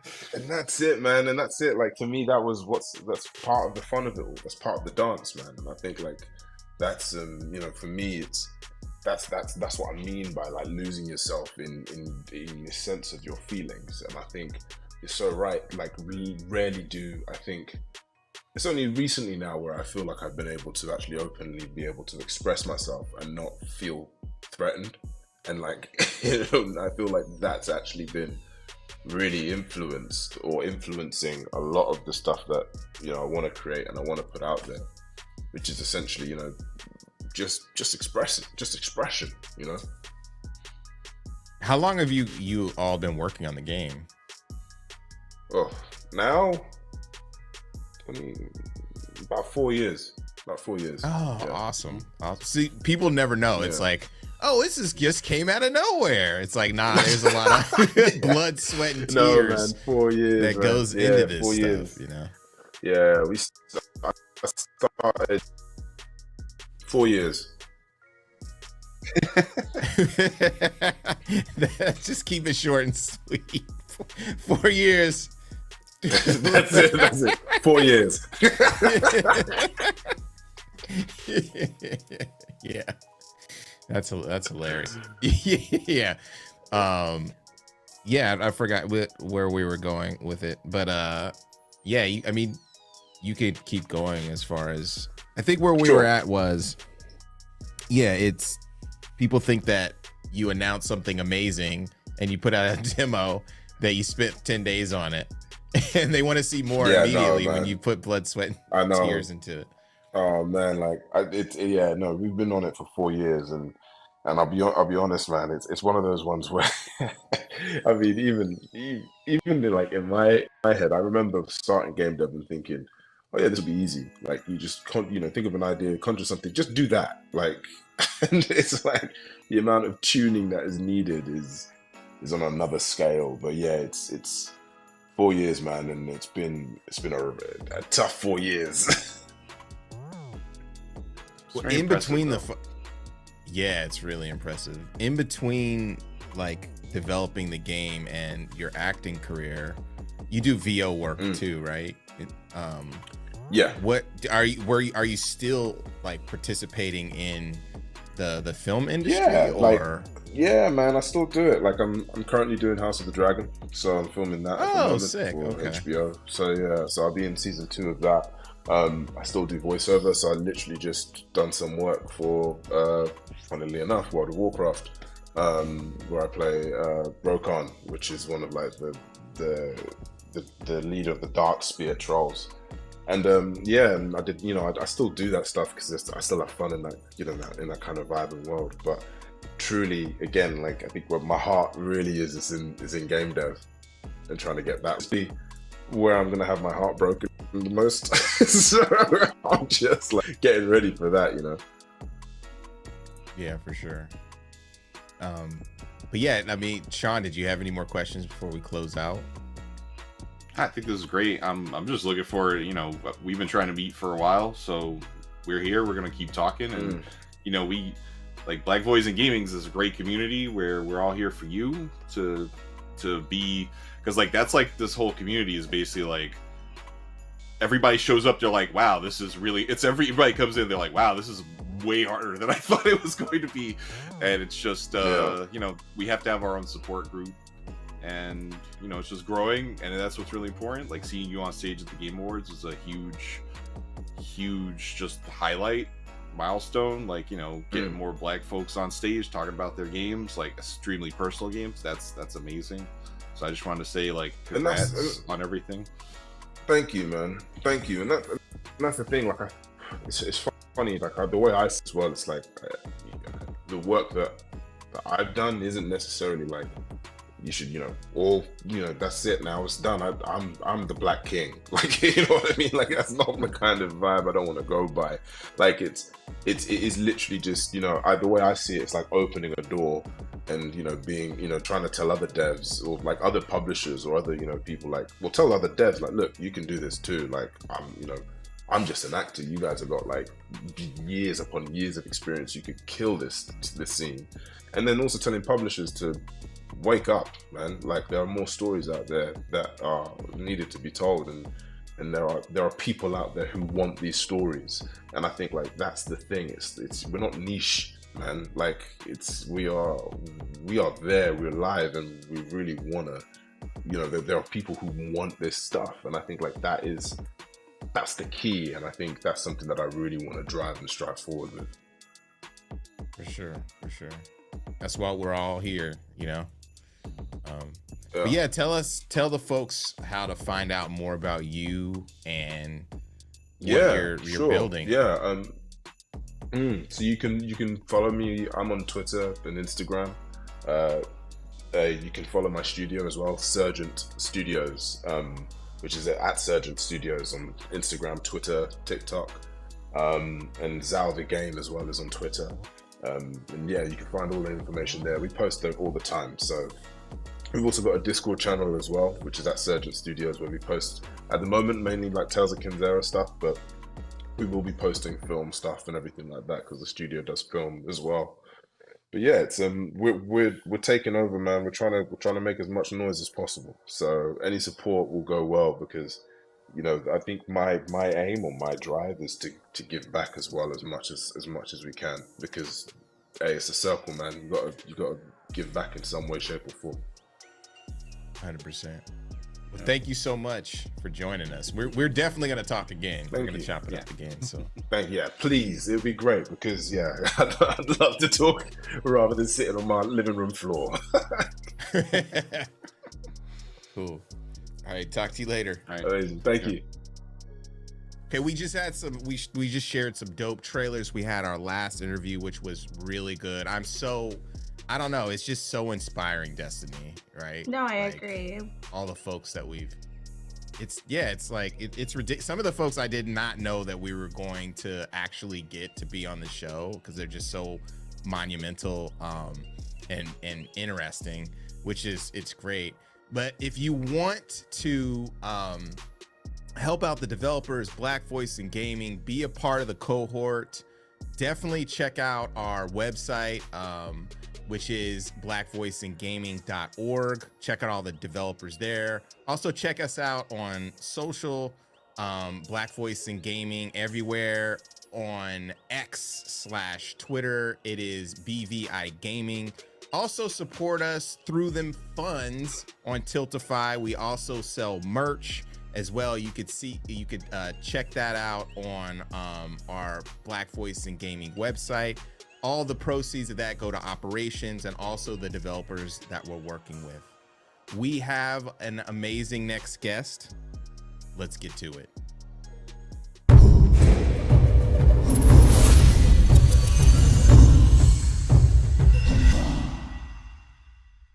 We are back, and we are here with Curtis Baxter. He's got an amazing backstory, a wealth of knowledge in a few different industries. But hey, thanks for joining us. Hey, of course. I'm glad to be here. As soon as my boy David told me y'all needed somebody over, I was like, all right, let's do it. For sure. So can you tell us about your back? You're working on some, I mean, you got the Marvel shirt on. You're hiding it, but you're repping it too. You're repping it tough. You know what I'm saying? So can you tell folks like kind of a little bit about your backstory and what you're doing in the industry? Yeah, of course. First off, I have to say I'm definitely I probably wouldn't describe myself as this like when I was a kid, because I don't know who coined the term or when it got popular, but I definitely could have considered myself as a blerd back in like the 90s.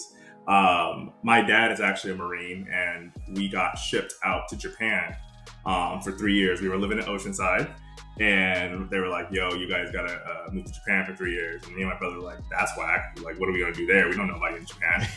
We moved to Japan, and we absolutely love it. We already liked video games, but then that's when we kind of got into video games, and then we got into anime. When we didn't live on a military base, all we could watch is anime in Japanese, no English subtitles. So we basically didn't know what was going on most of the time, but we knew it was cool and we knew it was dope. But I think that those years were super formative in me kind of like discovering like the things that I like to watch, the things I like to write about, et cetera, et cetera. Speeding up to grad school, I was at UCLA. Just kind of figuring out like industries do I want to get into. Before that, I was actually an undergrad at UCLA, and I took a writing class, and I was like, yo, like I think I could do this as like a job. I thought I was pretty crap at first. I'm like, I'm not that good at writing. But I just started practicing, annoying the shit out of my TA. My TA definitely didn't like me at first. I think I grew on him after a while because he's like, okay, like he's committed to doing this and figuring it out. So I just wrote a ton. So after I graduated undergrad from UCLA, I kept writing movies. I wrote a bunch of probably really shitty Kingdom Hearts movies, but I wrote like 4 of them. I haven't looked at them. Actually, one of my colleagues is like, yo, I really want to see those. I'm like, yo, I haven't even seen them in years. I don't want to see them. I'll probably cringe because those were when I was like kind of first learning how to write. But anyways, I wrote those movies. I wrote some other original stuff. And I applied real quick. And Yeah. I don't want to. I have to interrupt you. How black is Kingdom Hearts? Like how black is Kingdom Hearts? My version? No. I'm just seriously because we had Akubakar, who's he's developing this dope game, right? I just downloaded the demo. Yeah, we were talking about the demo, and we were asking him what are the referential games that you loved, and he brought up Kingdom Hearts, and then Sean on the leadership was like, Kingdom Hearts is extremely has black culture written all over it, and I just had to ask that question because it keeps coming up in our interviews and stuff. No, 100%. I it's so funny. I know that game resonates with a lot of black people, black culture, specifically like, I mean, black men and women, but really a lot of black men gravitate towards it. And I've been actually trying to like reconcile that in my brain, like why that is. Maybe it's because Donald and Goofy are like really, really like they're literally modeled after black. You remember like the Goofy movies? Goofy, like, yeah. This family, that's true. The Goofy movie is a black movie. Goofy, right? Yeah. You're like, okay, Yes. this is definitely Absolutely. like this is definitely for the culture. Like they might not be like actual human beings, but we know they're black. And I think you kind of get that with Donald and Goofy specifically as like your best friends though that are kind of along with you on this journey, and like you really form a really close bond with these two characters. And I think that's probably what makes Kingdom Hearts so memorable, because you kind of have this like a duck, and then I don't really know what Goofy is. A dog. I guess, yeah, a dog. Yeah, He's a dog. Weird, yeah. He's a dog, right? Yeah. He's a goofy ass dog. looking dog. Yeah. A goofy looking dog. Exactly. Wait, I I think have that's a probably question. why it resonates. Yeah. You consider Donald to be black? And Kingdom Hearts. No. I derailed the conversation. I'm But sorry. I really want to know. No, hey, in Kingdom Hearts though, like he Hearts, is about yeah. my life. You know what I mean? Outside of I it. guess you can say, Yeah. if we were talking about it in like real world terms, it'd be like, oh, he's Eminem. Like, he grew up in Detroit, all his friends were black. Like, you can see that. Like, that's what you get. Like, you know what I mean? Like, that's probably Yeah, he okay. don't play. Like, he does not play. Yo, this is getting clipped. This is it's just gonna be you. So is Donald considered black? Like, come on. We are giving here. You've heard it here. We are giving. Literally just had a whole Kingdom conversation. Hearts. I felt like it was on par. It's so good. It's so good. I'm sorry for derailing. You can keep. I'm happy with this derail. It's all good. It. No, this is good. No, it's always nice talking about stuff that really inspired you. You know what I mean? If it wasn't for the video game that I loved as a kid, who knows if I would have decided to be a writer later on? Who knows if I would have wrote those movies that'll probably never see the light of day? You know, I might not be here talking to you right now, being on the project that I'm on now. So I definitely, I definitely tip my hat to Kingdom Hearts and the stories that they told. They're definitely milking it a little bit now with all the different little things they come out with, but that's the moneymaker, right? That's the moneymaker. That's what machine. Disney does. Yeah, 100%. Yeah.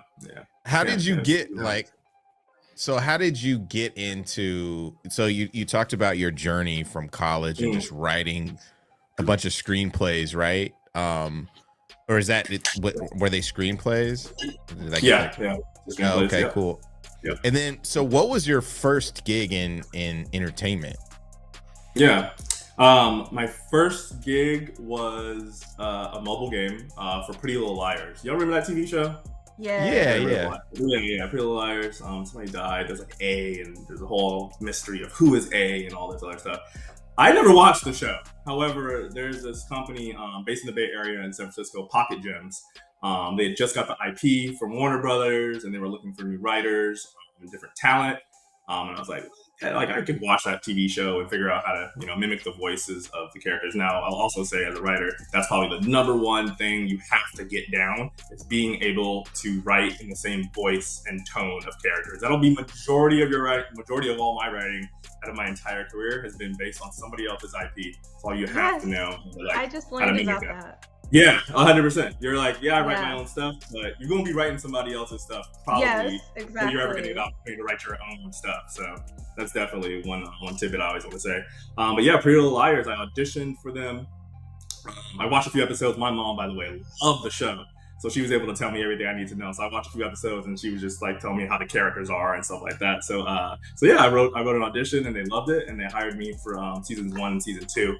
Once I put that on my LinkedIn that I had wrote for them, I just kept getting hit up nonstop over the years from different people who were in that choose your own adventure, visual novel, gaming category. And that's kind of like what really started my career. And I just kind of honed that for several years, almost like 9 years, while I was simultaneously working at a arts education nonprofit teaching kids how to write and how to tell stories as well. So, yeah. Oh, that's so nice. Yeah.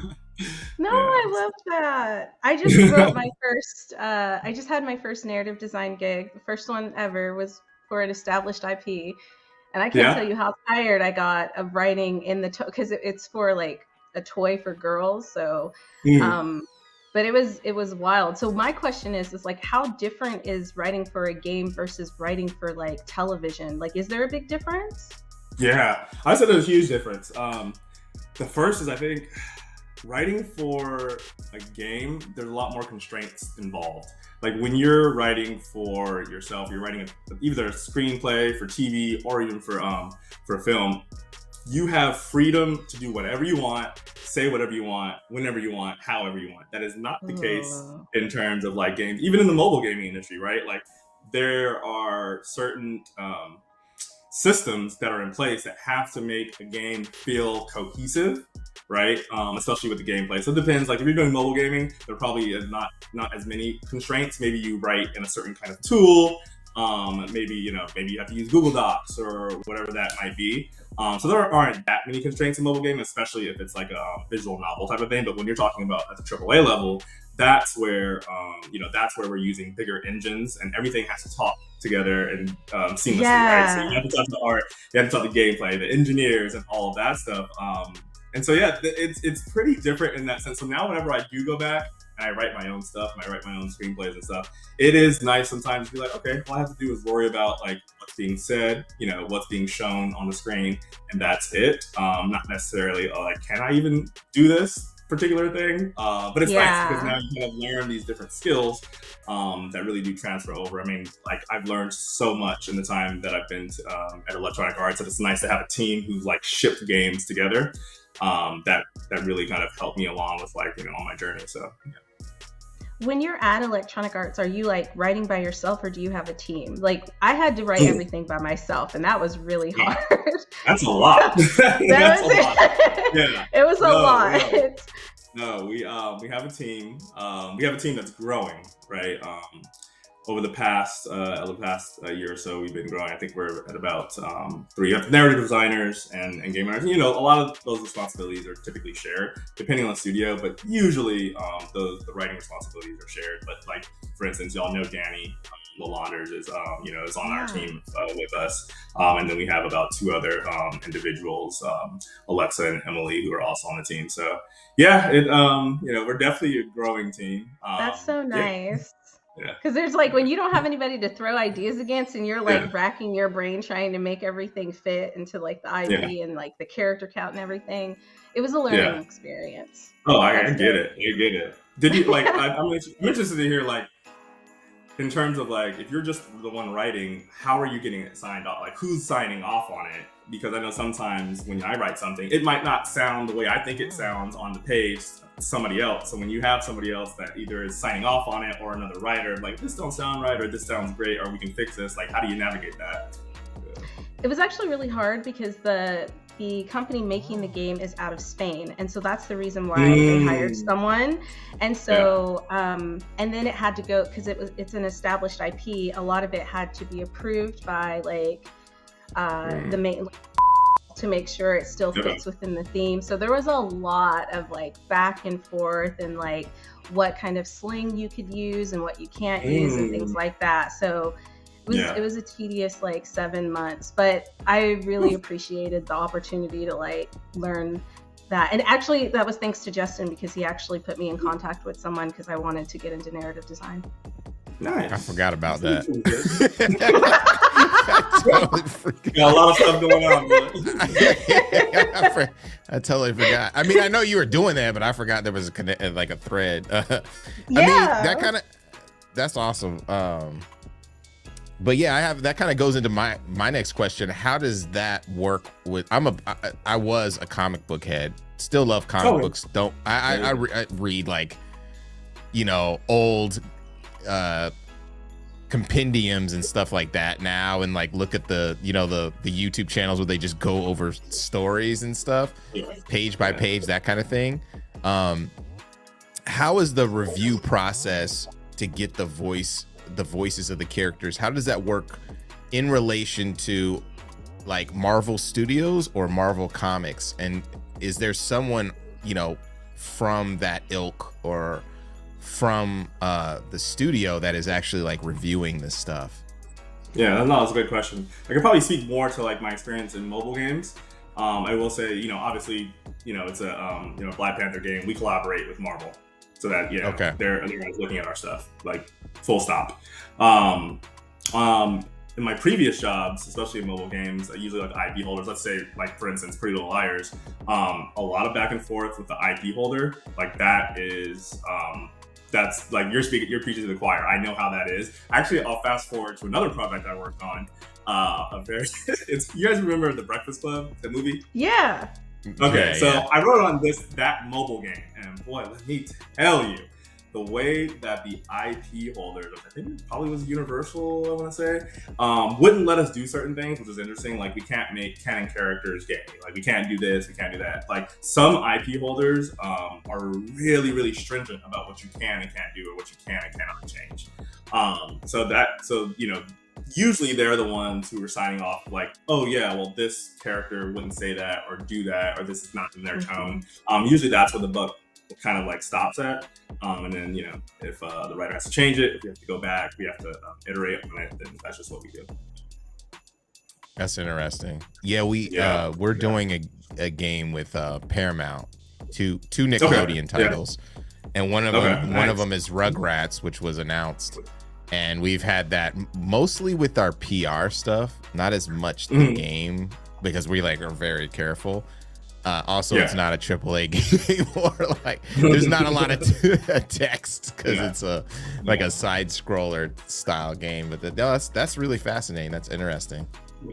Okay, now I'm interested. Sorry, in my mind you said side scroller and Rugrats. I'm just envisioning Tommy and his pamper crawling around right now. So that's all that just got stuck in my head. Yeah. I'm not. I just tossed it in there because I totally relate, But yeah, it's an 8-bit Rugrats game. It's an NES game, and then it's also hand drawn. You could flip back and forth. Dope. Thanks. Yeah. But no, it is. It's really cool. Yeah, thanks. Well, I think that the interesting. I co-sign it. Yeah. That's.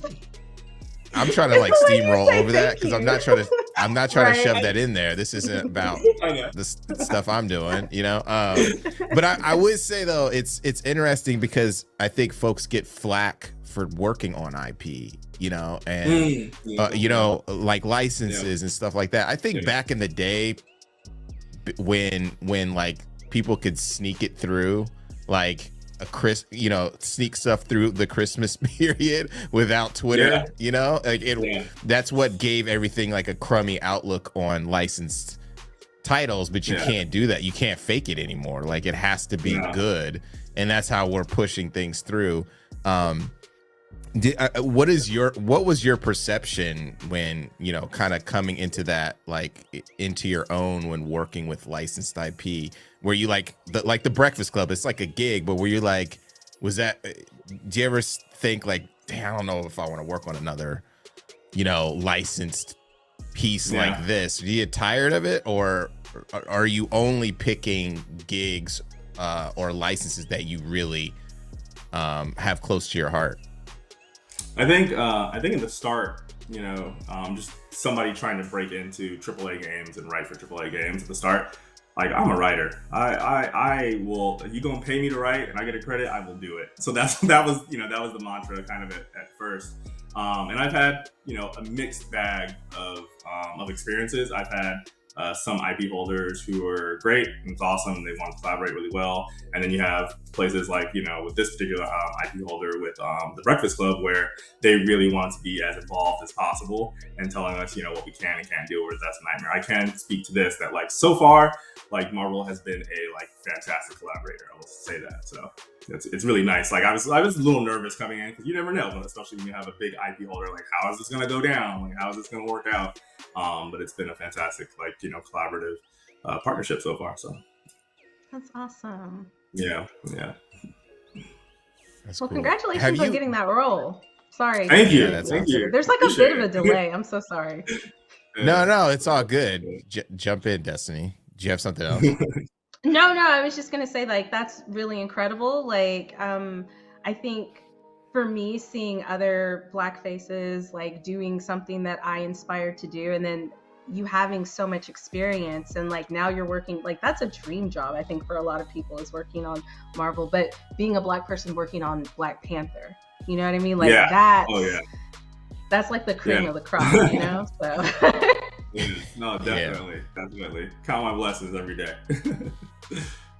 No, that's cool. Yeah, there's a couple announcements that really, held true to something that I was looking forward to, and it was the Blade. I keep mentioning this, but the Blade announcement. Yeah. I was like, oh shit! I can't wait to see the Black Panther when you guys reveal what's actually popping off. You know what I mean? Fun stuff. Yeah. I can't either. It's gonna be good. Yeah. It's so funny, actually. Funny that you bring up Blade, because I went to the Game Awards and I'm sitting there with my partner. I'm like, ugh, I don't want to go to the bathroom. I feel like I'm gonna miss something dope. If I do it, but I really had to go. Tell me why I went to the bathroom, and that's when they premiered the Blade trailer.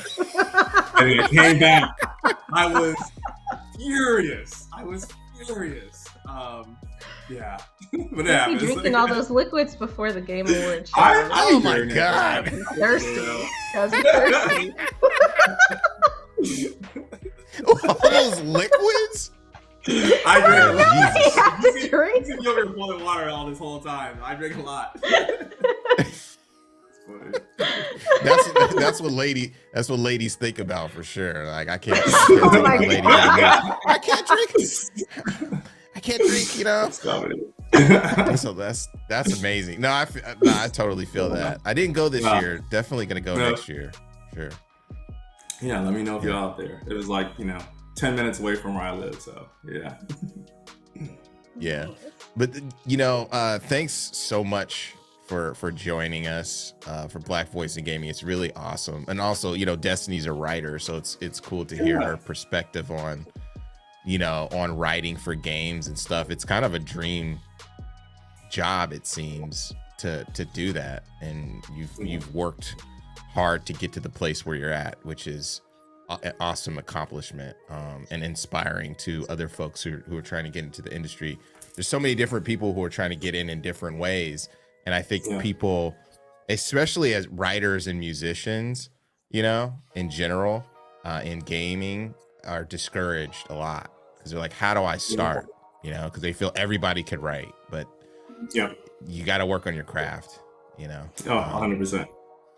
100%. Yeah. That's all. So one thing that matters. For sure.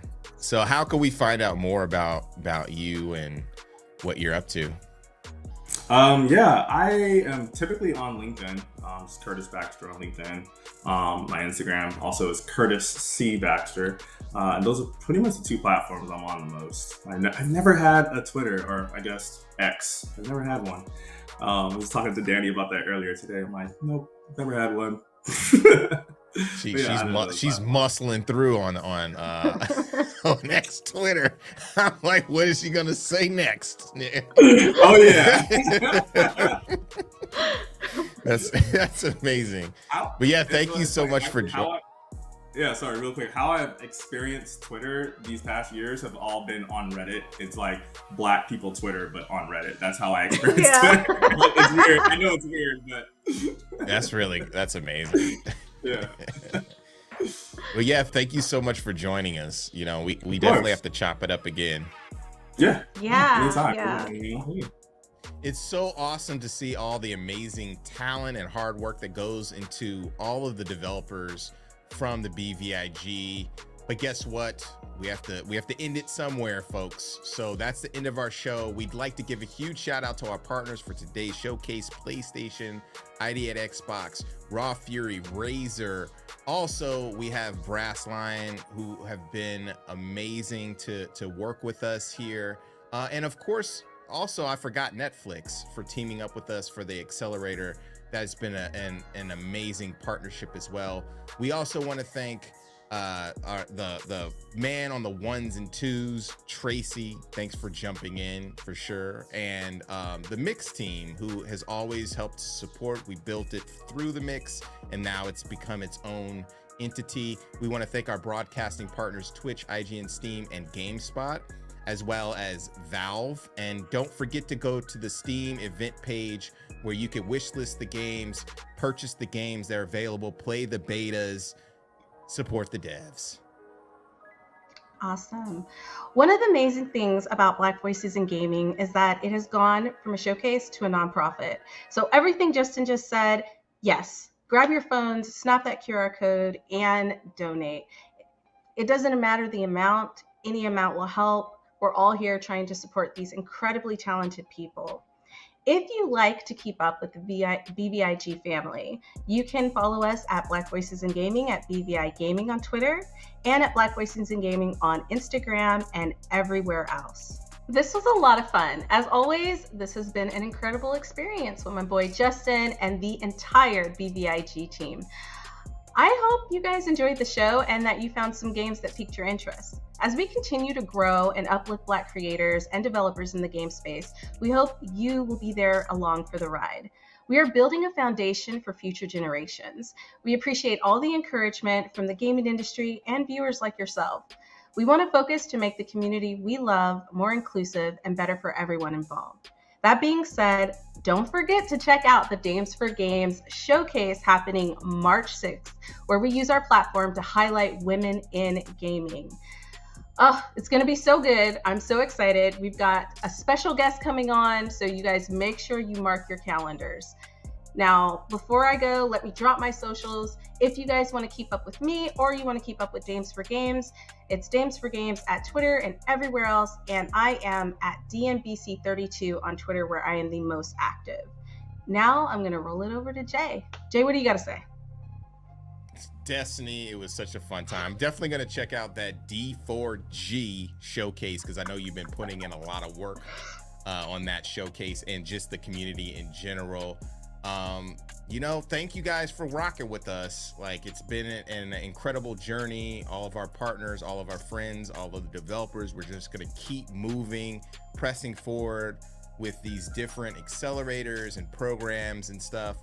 You could find me on my socials at IcyJman, and then make sure to follow Black Voice in Gaming, BVI Gaming on Twitter, X, and everywhere else at Black Voice in Gaming. We will see you real soon. Peace.